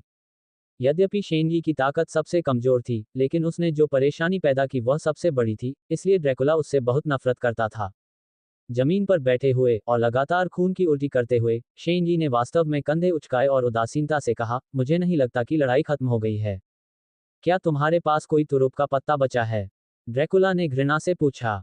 शेनजी की आंखों में एक रहस्यमय मुस्कान दिखाई दी। उसके हाथ में अचानक एक तेज कुल्हाड़ी दिखाई दी, जो भूत नेता को मारने से मिला इनाम था। जब ड्रैकुला अभी भी असमंजस में था, तो कुल्हाड़ी से उस पर क्रूरतापूर्वक वार किया गया। इस कुल्हाड़ी से कितना नुकसान हो सकता है, ये ड्रैकुला को स्वाभाविक रूप से पता था। ये जानते हुए भी कि कुल्हाड़ी से उसे कोई खतरा नहीं है, फिर भी उसने सहज रूप से उसे चकमा दे दिया। हालांकि जिस समय उसने चकमा दिया, ड्रैकुला ये देखकर दंग रह गया कि फ्रैंकस्टीन अचानक उसकी ओर झपटा। उसी समय शेनजी ने अपने दूसरे हाथ में बंदूक पकड़ी हुई थी और वह फ्रैंकस्टीन की ओर तान रही थी। नहीं, ड्रैकुला ने कहा। एक गोली फ्रैंकस्टीन की छाती की ओर जा रही थी। अचानक फ्रैंकस्टीन के शरीर से एक अजीब सी टूटने की आवाज आई। इस अजीब आवाज को सुनकर ड्रैकुला थोड़ा रुक गया। कीचड़। फ्रैंकस्टीन के शरीर से अचानक कुछ निकला, एक बड़ी मात्रा में तरल पदार्थ। ये ड्रैकुला के पूरे शरीर पर छिड़का गया, जिससे बड़ी मात्रा में सफेद धुआं पैदा हो गया। आह! ड्रैकुला दर्द से चिल्लाया। पवित्र जल की बोतल एकल उपयोग, मरे हुए प्राणियों को 600 अंक की प्रत्यक्ष क्षति पहुंचाती है। किसी ने नहीं सोचा था कि शेनजी ने वास्तव में फ्रैंकस्टीन के शरीर में पवित्र जल की एक बोतल छिपा दी थी। पबफ्यूचर द्वारा विज्ञापन। और केवल यह आधा मनुष्य, आधा मशीन शरीर ही शेनजी की इस वस्तु को सहन करने में सक्षम था।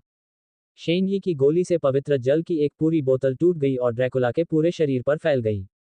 पवित्र जल की बोतल से मारा गया कोई भी मरे हुए प्राणी सल्फ्यूरिक एसिड से छिड़के जाने वाले इंसान के समान ही था। ड्रैकुला ने एक दर्दनाक चीख निकाली। अतीत में, हालांकि इस तरह की चोट दर्दनाक थी, इसे ठीक किया जा सकता था। लेकिन इस समय यह उसके लिए एक घातक झटका था जो ऊंटों की पीठ को कुचलने के लिए आखिरी तिनका बन गया। काउंट ड्रैकुला चिल्लाया और गिर पड़ा। शेनजी ने ड्रैकुला के शरीर को देखा जो पवित्र जल के प्रभाव में पिघल रहा था और ठंडे स्वर में कहा, मैंने पहले ही कहा था कि लड़ाई भी खत्म नहीं हुई है। सभी ने शेनजी को भयभीत आंखों से देखा। इस लड़के की साजिश, सहनशीलता और निर्दयता उनकी कल्पना से कहीं ज्यादा थी। क्या ये तुम्हारी आखिरी तैयारी है? अन्ना ने चौंककर शेनजी की ओर देखा। काउंट ड्रैकुला के खिलाफ योजना बनाते समय शेनजी ने शांति से स्वीकार किया कि उसने ड्रैकुला से निपटने के लिए कई जाल तैयार किए थे, और यह भी स्वीकार किया कि जब स्थिति प्रतिकूल थी तब भी उसके पास एक अंतिम उपाय तैयार था। इस समय काउंट ड्रैकुला को पवित्र जल से मरते हुए देखकर अन्ना को विश्वास हो गया कि यह आखिरी तैयारी थी जिसके बारे में शेनजी ने बात करने से इनकार कर दिया था। शेनजी मुस्कुराया क्योंकि उसके हाथ ने चुपके से एक स्टील थर्पिल को खूनी शिखा में वापस डाल दिया। आपने वैम्पायर ब्राइड एलिरा को मार डाला, 800 बीपी का अतिरिक्त इनाम अर्जित किया। आपने वैम्पायर ब्राइड वेरोना को मार डाला, 800 बीपी का अतिरिक्त इनाम अर्जित किया। आपने पिशाच काउंट ड्रैकुला को मार डाला, 4000 बीपी का इनाम अर्जित किया। आपने वैन हेल्सिंग की कहानी में सभी क्वेस्ट को 100% की कठिनाई स्तर पर पूरा किया। मूल्यांकन बिल्कुल सही। मिशन पूरा होने की दर 90%। आपकी सैन्य रैंक बढ़ गई है। आपकी वर्तमान रैंक निजी भंडारण स्थान 5 घन मीटर तक उन्नत किया गया है। अब आप किसी भी समय वापस लौटने का विकल्प चुन सकते हैं। इस दुनिया में आपके रहने का समय 2 घंटे से अधिक नहीं है। सारी जानकारी पढ़ने के बाद शेनजी ने तुरंत वापस लौटने का फैसला नहीं किया। सबसे पहले उसने राख के भीतर 2 नीली संदूकें और एक बैंगनी संदूक ढूंढा और उन्हें खूनी शिखा में रख दिया। फिर उसने अन्ना की ओर देखा। तुम्हें जाना है। शेनजी की आंखों से अन्ना को अचानक विदाई का एहसास हुआ। उसकी महिला अंतर्ज्ञान ने उसे बताया कि शेनजी जाने वाली थी। शेनजी आई, धीरे से अन्ना को गले लगाया और उसके होठों पर चूमा। आप जानते हैं कि दुनिया में कई असहाय चीजें हैं, उनमें से एक को विदाई कहना कहा जाता है। तो फिर क्या तुम वापस आओगे? शायद, शायद नहीं। भाग्य अप्रत्याशित है, कोई भी भविष्य नहीं देख सकता। शायद किसी दिन जब तुम मुझे वापस चाहोगे, मैं वापस आ जाऊंगा। गैस्केन एक अच्छा लड़का है, वैन हेल्सिंग भी एक अच्छा विकल्प है। अन्ना ने शेनजी को घूर कर देखा। उसने अचानक उसे गले लगा लिया, बेरहमी से उसे बार बार चूमा। उन्होंने एक गहरा और गर्म चुंबन साझा किया। वह शेनजी के निम्नलिखित शब्द सुनना नहीं चाहती थी। काफी देर के बाद शेनजी ने धीरे से अन्ना को दूर धकेल दिया और खूनी शिखा पर वापसी विकल्प को गंभीरता से दबाया। तारांकन तारांकन तारांकन। फिर अगले ही पल शेनजी ने खुद को चौक में पाया। उसके बगल में एक सफेद बालों वाला बूढ़ा आदमी बैठा था। वह पुराना गाउन और ऊंची टोपी पहने हुए अजीब लग रहा था। शेनजी को आते देख बूढ़े व्यक्ति ने कुछ नहीं कहा, लेकिन उसे इशारे से कहा कि शेनजी की सारी चोटें तुरंत ठीक हो जाएंगी। अब जब वह मिशन वर्ल्ड छोड़ चुका था तो 2 गुना विशेषता बोनस तुरंत गायब हो गया। उसकी विशेषताएं मूल स्थिति में लौट आई। ताकत 4-6 जीवन शक्ति, 5 चपलता, 7-9 एमपी, 12 इच्छा शक्ति, 10। उसका एचपी सीधे 50 अंक तक गिर गया। शेनजी ने बूढ़े आदमी की तरफ देखा और कुछ कहने ही वाला था कि बूढ़े आदमी ने धीरे से कहा, पहली बार मुफ्त है, अगली बार आपको शुल्क देना होगा। बूढ़ा आदमी पारदर्शी हो गया, फिर हवा में गायब हो गया। बूढ़े आदमी के गायब होने के साथ ही उसकी आंखों के सामने का दृश्य तुरंत बदल गया। उसके सामने खून से लथपथ आसमान था। लाल बादल मानो आग की लपटों की तरह आसमान को जला रहे थे। आसमान के नीचे पहले देखा गया खूनी शहर था। शेनजी अब शहर के सबसे किनारे पर था, एक छोटी सी ढलान पर। वह एक पत्थर के चबूतरे पर खड़ा था। उसके पीछे एक रोशनी वाला दरवाजा था। वह वहां से बाहर निकल आया, लेकिन पुजारी जैसा बूढ़ा आदमी गायब हो गया था। मंच को हथियारों से लैस लोगों के एक समूह ने घेर लिया था जो उसे घूर रहे थे। लड़के, डकैती। सामने वाले आदमी ने शेनजी की छाती पर बंदूक तान दी। डकैती। शेनजी को उम्मीद नहीं थी कि खूनी शहर में डकैती होती है, और वह आश्चर्य से उस आदमी को देखने लगी। आप क्या चाहते हैं? और क्या हो सकता है? शीशे से सने आदमी के मुंह से मुस्कुराहट निकली, कुछ खास नहीं, मुझे 300 बीपी दे दो और मैं तुम्हें जाने दूंगा। 300 बीपी उसके लिए बहुत ज्यादा नहीं है। लेकिन ध्यान से सोचने के बाद शेनजी को तुरंत पता चल गया कि कुछ ठीक नहीं था। उन्होंने वैन हेल्सिंग मिशन वर्ल्ड पास कर लिया, लेकिन 3 मुख्य क्वेस्ट बीपी रिवॉर्ड एक साथ केवल 1700 बीपी था, और यह पहले से ही 100% कठिनाई स्तर पर था। यदि बीपी रिवॉर्ड को शुरुआती रिवॉर्ड और अतिरिक्त रिवॉर्ड आइटम पर विचार करते हुए कठिनाई स्तर के अनुसार विभाजित किया गया था, तो 20% कठिनाई स्तर में बीपी रिवॉर्ड केवल 700-800 बीपी था। दूसरे शब्दों में, यह आदमी अपनी परिस्थितियों को नहीं जानता था, लेकिन बीपी रिवॉर्ड का लगभग आधा हिस्सा लेना चाहता था। उसकी भूख को छोटा नहीं माना जा सकता था। लेकिन उसका दोगुना गुण बोनस पहले ही गायब हो चुका था। कई बंदूकों के साथ उस पर निशाना साधते हुए अगर वह आज्ञाकारी नहीं रहा तो 1 सेकंड में वह छलनी बन जाएगा। लेकिन उसे नहीं पता था कि क्यों, लेकिन शेनजी के दिमाग में अचानक एक विचार आया। उसने अचानक बंदूक को भंडारण स्थान से बाहर निकाला और सामने खड़े आदमी पर गोली चला दी। उस आदमी को उम्मीद नहीं थी कि शेनजी अचानक हमला करेगा, और वह घबराहट में चिल्लाया, लेकिन एक अदृश्य ऊर्जा अवरोध उसके सामने आ गया। शेनजी ने देखा कि उसकी गोली अदृश्य ऊर्जा अवरोध को पार नहीं कर सकती, और उसने अपना लक्ष्य सामने वाले आदमी के पीछे के लोगों पर बदल दिया। उसने कुछ गोलियां चलाईं, लेकिन वही ऊर्जा अवरोध उन सभी के सामने आ गया। खुशी से हंसते हुए शेनजी ने अपनी बंदूक वापस ले ली। जैसा कि मैंने सोचा था, ये जगह साहसी लोगों को एक दूसरे पर हमला करने की अनुमति नहीं देती है ना? मैं कहता हूँ, अगर हर नए आने वाले को इस तरह से लूटा जाना था, तो शहर में और नए लोगों को लाने का क्या मतलब था? पब फ्यूचर द्वारा विज्ञापन। उस आदमी ने सोचा भी नहीं था कि शेनजी इतनी जल्दी उनकी चाल को समझ सकता है। कुछ देर तक चौंकने के बाद उसने अपना सिर हिलाया और कहा, बकवास, मुझे उम्मीद नहीं थी कि मैं एक दुष्ट मछली से टकरा जाऊंगा। हाँ, खूनी शहर में साहसी लोगों को एक दूसरे पर हमला करने की अनुमति नहीं है। तुम एक भाग्यशाली बच्चे हो, तुम 300 बीपी बचा सकते हो, जो अपने लिए एक ताबूत खरीदने के लिए पर्याप्त है। कई अन्य लोगों ने अपनी बंदूकें वापस ले ली और जमीन पर थूक दिया, और एक दुखी आदमी ने कहा, आज हम वास्तव में बदकिस्मत थे। हमने एक नए आगंतुक को पकड़ने के लिए एक दिन इंतजार किया, लेकिन हम अभी भी कोई लाभ नहीं उठा सके। हम इस तरह कैसे रहेंगे? एक अन्य व्यक्ति ने कहा, वह व्यक्ति भी निर्दयी था। हमला करने की अनुमति न होने के नियमों को न जानते हुए भी उसने हम पर गोली चलाने की हिम्मत की। मुझे लगता है कि उसने पहले ही मन बना लिया था, इस नियम के बिना भी वह हमारे साथ अपनी जान जोखिम में डालेगा। वह एक बहादुर छोटा लड़का माना जाता है, लेकिन हो सकता है कि वह ज्यादा दिन तक जीवित न रह सके।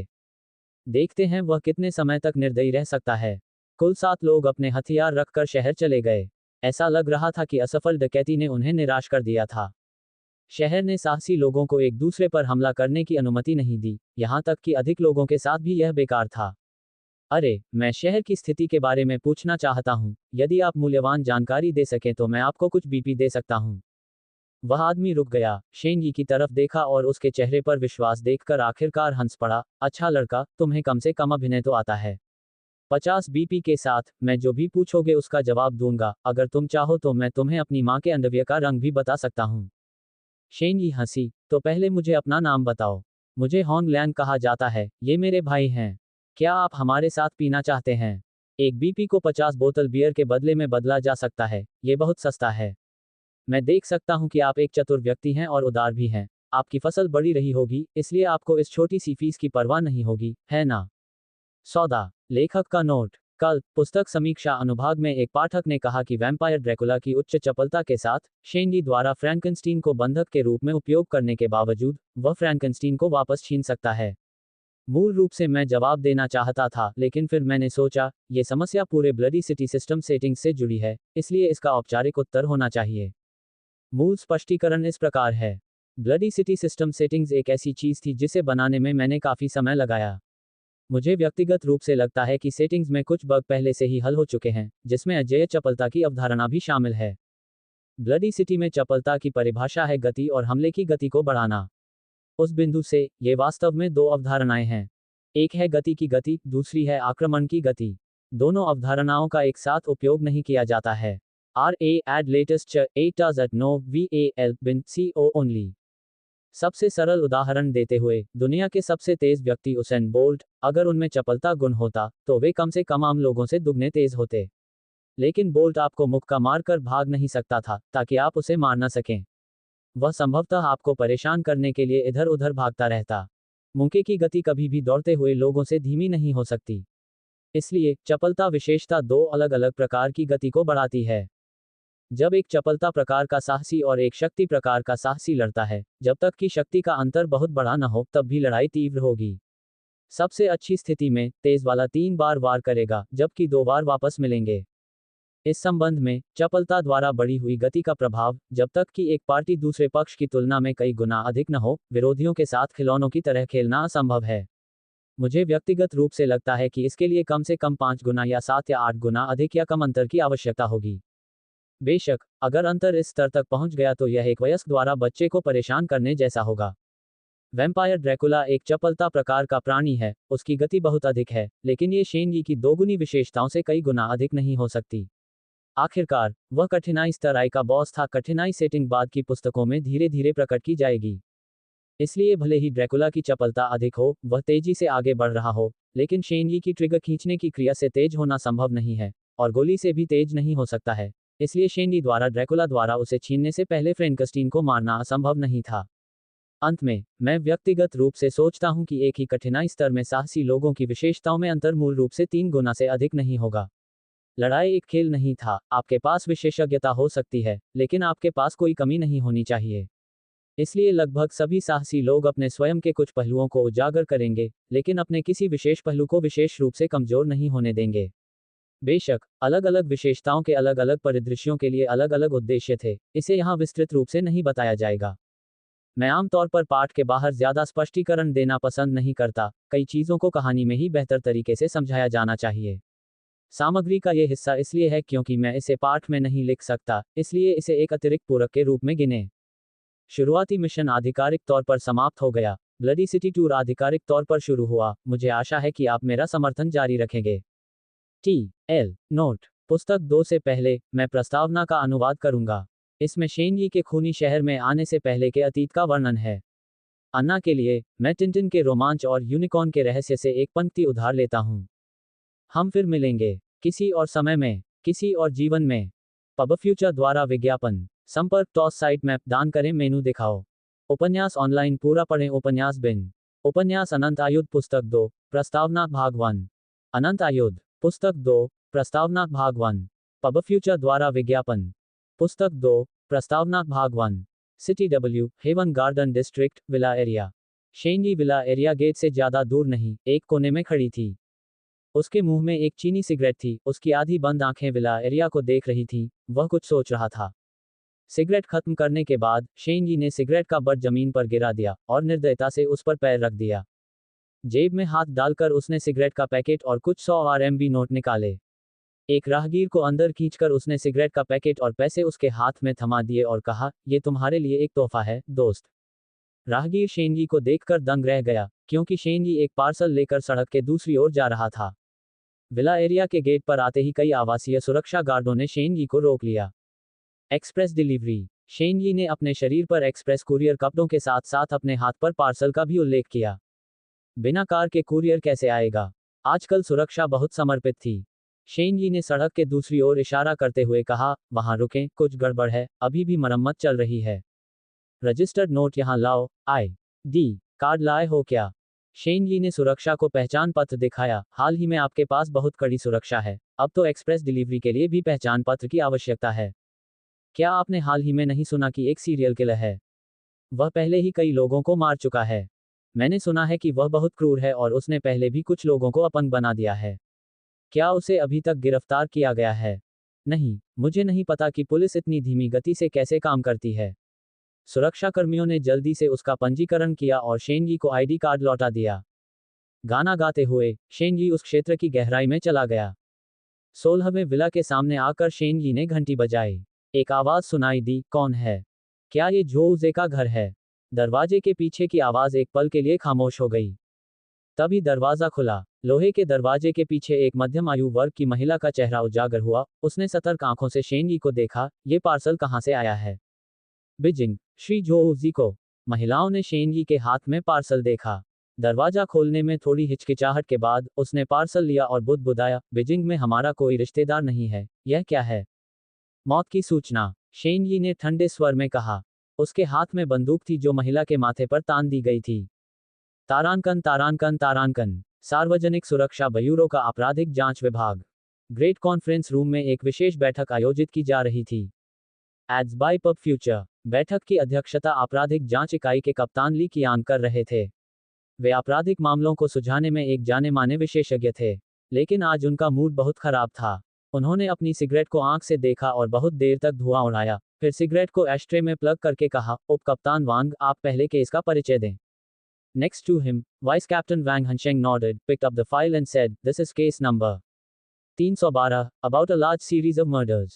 Most of our comrades have known already, but there are several comrades that just transferred who may not understand, so I will briefly repeat. This year on March 12, the famous therapist Yang Bingquan was killed at home by a headshot. The murderer used a 54 Type 7.62mm pistol. After investigation, the gun was one of the 3 pistols lost last year. Along with this pistol, the city police also lost 2 magazines, totaling 18 rounds of ammunition. The original holder of the pistol was Ha, a city police officer, who was in last year's number 816 killing of a policeman case. The case still has not been solved. After a lapse of 7 months, the murderer not only resumed killing but also took off in a killing spree. Wang Hansheng turned to the next page. March 12, Yang Bingquan was killed in his house. March 13, the city's former jailer, Mr. Liao Zhensheng, was killed. March 14, Judge Zheng Min was shot. After a thorough examination, the killing of the 3 men was done with the same gun, which meant that it was caused by the same person, so the cases were combined. Captain Li Qiang said, I added that all the deceased had signs of being tied up before their death, which meant that the murderer had talked with the victims before the murder. After examining the site, the murderer did not leave any cigarette butts, indicating that the killer was very relaxed and not nervous, and also had an excellent psychological mindset. In addition to that, we could not find any fingerprints or footprints at the site. He did not leave any valuable clues, indicating that the murderer is a very experienced man. All the victims have one thing in common: they were killed when they were alone at home, indicating that the murderer was already prepared, he was directed at a specific goal. The problem is, Vice Captain Wang said, we already looked over the 3 victims' personal information, and didn't find any common connections between the victims. On the other hand, Li Qiang talked again. In addition to the dead victims, there were 10 other victims.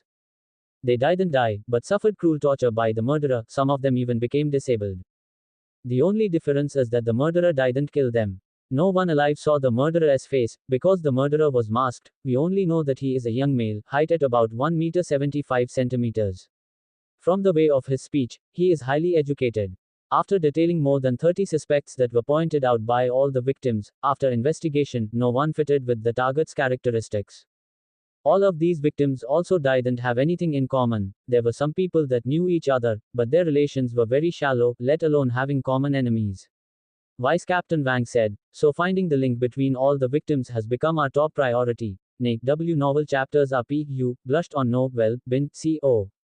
This is obviously a series of murders that had been planned for a long time. All the victims were in different industries, had different characters. There were some officials, but there were also some ordinary people too. Moreover, the murderer also left as many as 10 people alive. The most strange is that these surviving victims didn't even provide a useful clue. This was a bizarre story. More than 20 police officers in the meeting thought hard, but no one figured out the reason. A policeman said to himself, this is very unreasonable. The murderer in such a short period of time continuously found more than 10 targets. It shows that he had prepared in advance. Since it is an intentional homicide, he must have a motivation. But a dozen people can't have any contact with each other. So why, in so many of the surviving victims, no one is willing to speak of his contact with the other victims? Another police said. Maybe there are links, but they don't know. How is that possible? There is another possibility, that is, they know, but they don't want to say. It's even more impossible. Things have already reached this point. If they don't speak now, when will they? Perhaps it is a shameful thing. Maybe even worse. Because they aren't sure, so they don't dare to say it. Nonsense. This idea was mocked by a lot of police. Li Qiang was thoughtful. At that moment, the conference room door was suddenly opened. Found it. With an excited cry, a young and pretty female police rushed in, almost hitting Li Qiang. Li Qiang pounded the table and stood up. What are you doing? Entering like this, does it look like a police officer's way of doing things? Which department are you from? Rushing in without knocking the door, don't you see that a meeting was progressing? The young female police officer rolled her tongue out but didn't dare to continue speaking. Vice Captain Wang pulled Li Qiang's clothes and whispered, she is the new one, called Li Xiaoyu, she is Deputy Director Chao's niece. Li Qiang hesitated, fiercely stared at the girl, but then his voice became milder. Note, for the next time, don't so fickle. So, what happened? I found an important clue pertaining to the number 312 serial murder case, she said. I know you're holding a meeting about the case, and I believe my discovery could make a major breakthrough. Oh, speak then, Li Qiang joyfully said. Everyone listen. Yes. Little girl shared the files in her hands. This year, starting from March 12, a large number of murder cases occurred. Li Qiang waved. Skip that part, say the main point, what did you find? Yes. The little girl's face flushed. I found the links between all the victims. Pabafucha Dwara Vigyapan. What did you say? Everyone stood up. Li Qiang was also excited. You find the common link between all the victims. I found that all the victims are related to a case 7 years ago. Here is that case's report. Li Qiang picked up the file. A photo of a young girl on the first page made Li Qiang hesitate slightly. Quickly opening the file, Li Qiang's mood sank down. The information made him very surprised. He looked at the female police officer and said, "How did you find this clue? Why didn't I see this file before?" The female police officer loudly replied, "Captain, 3 years ago there was a fire in the record room, so many files had disappeared. This file was also missing at that time, but this morning when I was cleaned up the archives, I suddenly found it in a corner." This morning. Suddenly found. The fire 3 years ago. Li Qiang was shocked when heard this. He pointed to the female police officer. "You mean that 3 years ago, the fire did not burn this file and it just suddenly appeared this morning? Then you found it, and it was precisely about the number 312 serial murder." The female police officer shrank back, lolling her tongue again. She said, "Whether you believe it or not, things happened like that anyway." Li Qiang coldly looked at the girl. He turned the file to the last page. There were 3 young men's photos that made him frown slightly. Then he dumped the file on the table. "Let's take a look at it. This is a rape and murder case that occurred 7 years ago. In the number 312 serial murder, all the murdered victims had a direct relationship to this case, including the death of police officer Ha that happened last year in August. He was the one that handled this case. There are also the victims that didn't die. They also had a direct or indirect relationship to this case. This case's victim is called Liu Qing. You are now to immediately check who is closely related to her." Li Xiaoyu cried, "I have checked. There is a man named Shen Yi, the deceased's neighbor, but also a classmate. He and the deceased have maintained a very good relationship, graduated from Beijing University. He is serving as a senior engineer in a German company. He is mainly responsible for the design and manufacture of complicated instruments. A month before the March 12 murder case occurred, he went to Germany. But his company found out that he only stayed in Germany for a day, then came back, and didn't tell anyone in the company. He mysteriously disappeared from that day. After the murder occurred, some people have seen Shen Yi appear near the home of the murdered victims." Li Qiang looked at her. "You are very useful." Li Xiaoyu proudly stood. Li Qiang immediately exclaimed, "Immediately check out everything relating to Shen Yi. Also, 7 years ago, in this case, there were 3 people that were direct responsibility, but there is no news about them. They are called Sun Shuang, Ho Ho, and Zhou Zhe. Check out their current address, and then send the police to guard there. Shen Yi will appear." तभी बाहर से एक police अधिकारी दौड़कर आया और चिल्लाया, "captain ली, 2 और हत्याएं हो गई हैं। क्या?" ली कियांग ने अचानक पलटकर पूछा, "कौन मारा गया?" उन्होंने बताया कि वहां 2 लोग थे, जिनमें से एक का नाम सुन शुआंग और दूसरे का नाम हो था, तथा 4 अन्य लोग गंभीर रूप से घायल हो गए, जो उनके माता पिता थे। ली कियांग ने मेज पर जोर से हाथ मारा, "तुरंत झो उजे के घर का पता लगाओ और उसे सूचित करो। शेन यी का अगला लक्ष्य वह है। हमें जल्दी करना चाहिए, यही उसका अंतिम लक्ष्य है।" सभी लोग व्यस्त हो गए। उन्होंने जल्दी ही झो उजे का वर्तमान पता ढूंढ लिया।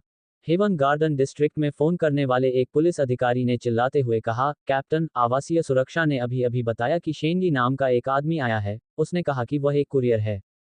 फिर एक नौकर बाहर निकलकर रिपोर्ट करने लगा। उसने कहा, "सब लोग मेरे साथ।" ली कियांग चिल्लाया। पुलिस स्टेशन का दरवाजा खुला, एक के बाद एक वाहनों ने पुलिस की लाइट जला दी। ली शियाओयू ने खिड़की से बाहर देखा। वह सोच रही थी कि क्या वह भी उनमें से एक बन सकती है, लेकिन इस बार उसने इतना बड़ा पुण्य किया है। सिर्फ इसी वजह से उसे अब उन उबाऊ रसदकारियों से दूर रहना चाहिए, है न? ये सोचते हुए, उसके मुंह पर विजयी मुस्कान आ गई। उसने जल्दी से अपना मोबाइल फोन निकाला और एक संदेश भेजा, "अरे, आपकी मदद के लिए धन्यवाद, इस बार मैंने बहुत पुण्य कमाया।" जल्द ही एक एसएमएस आया, "चिंता मत करो, तब तो उन्हें पहले ही पता चल जाना चाहिए कि हत्यारा कौन है। बेशक, हमें वह आदमी मिल गया है। धन्यवाद, मैं ही आभारी हूँ। वैसे, तुमने कहा था कि जब हत्यारा पकड़ा जाएगा, तो तुम मुझे बताओगे कि तुम कौन हो। अब समय आ गया है न? बेशक, मेरा नाम शेन यी है।" धमाका, ली शियाओयू के हाथ से फोन जमीन पर गिर गया और टुकड़ों में टूट गया। पब फ्यूचर द्वारा विज्ञापन। संपर्क टॉस साइट मैप दान करें।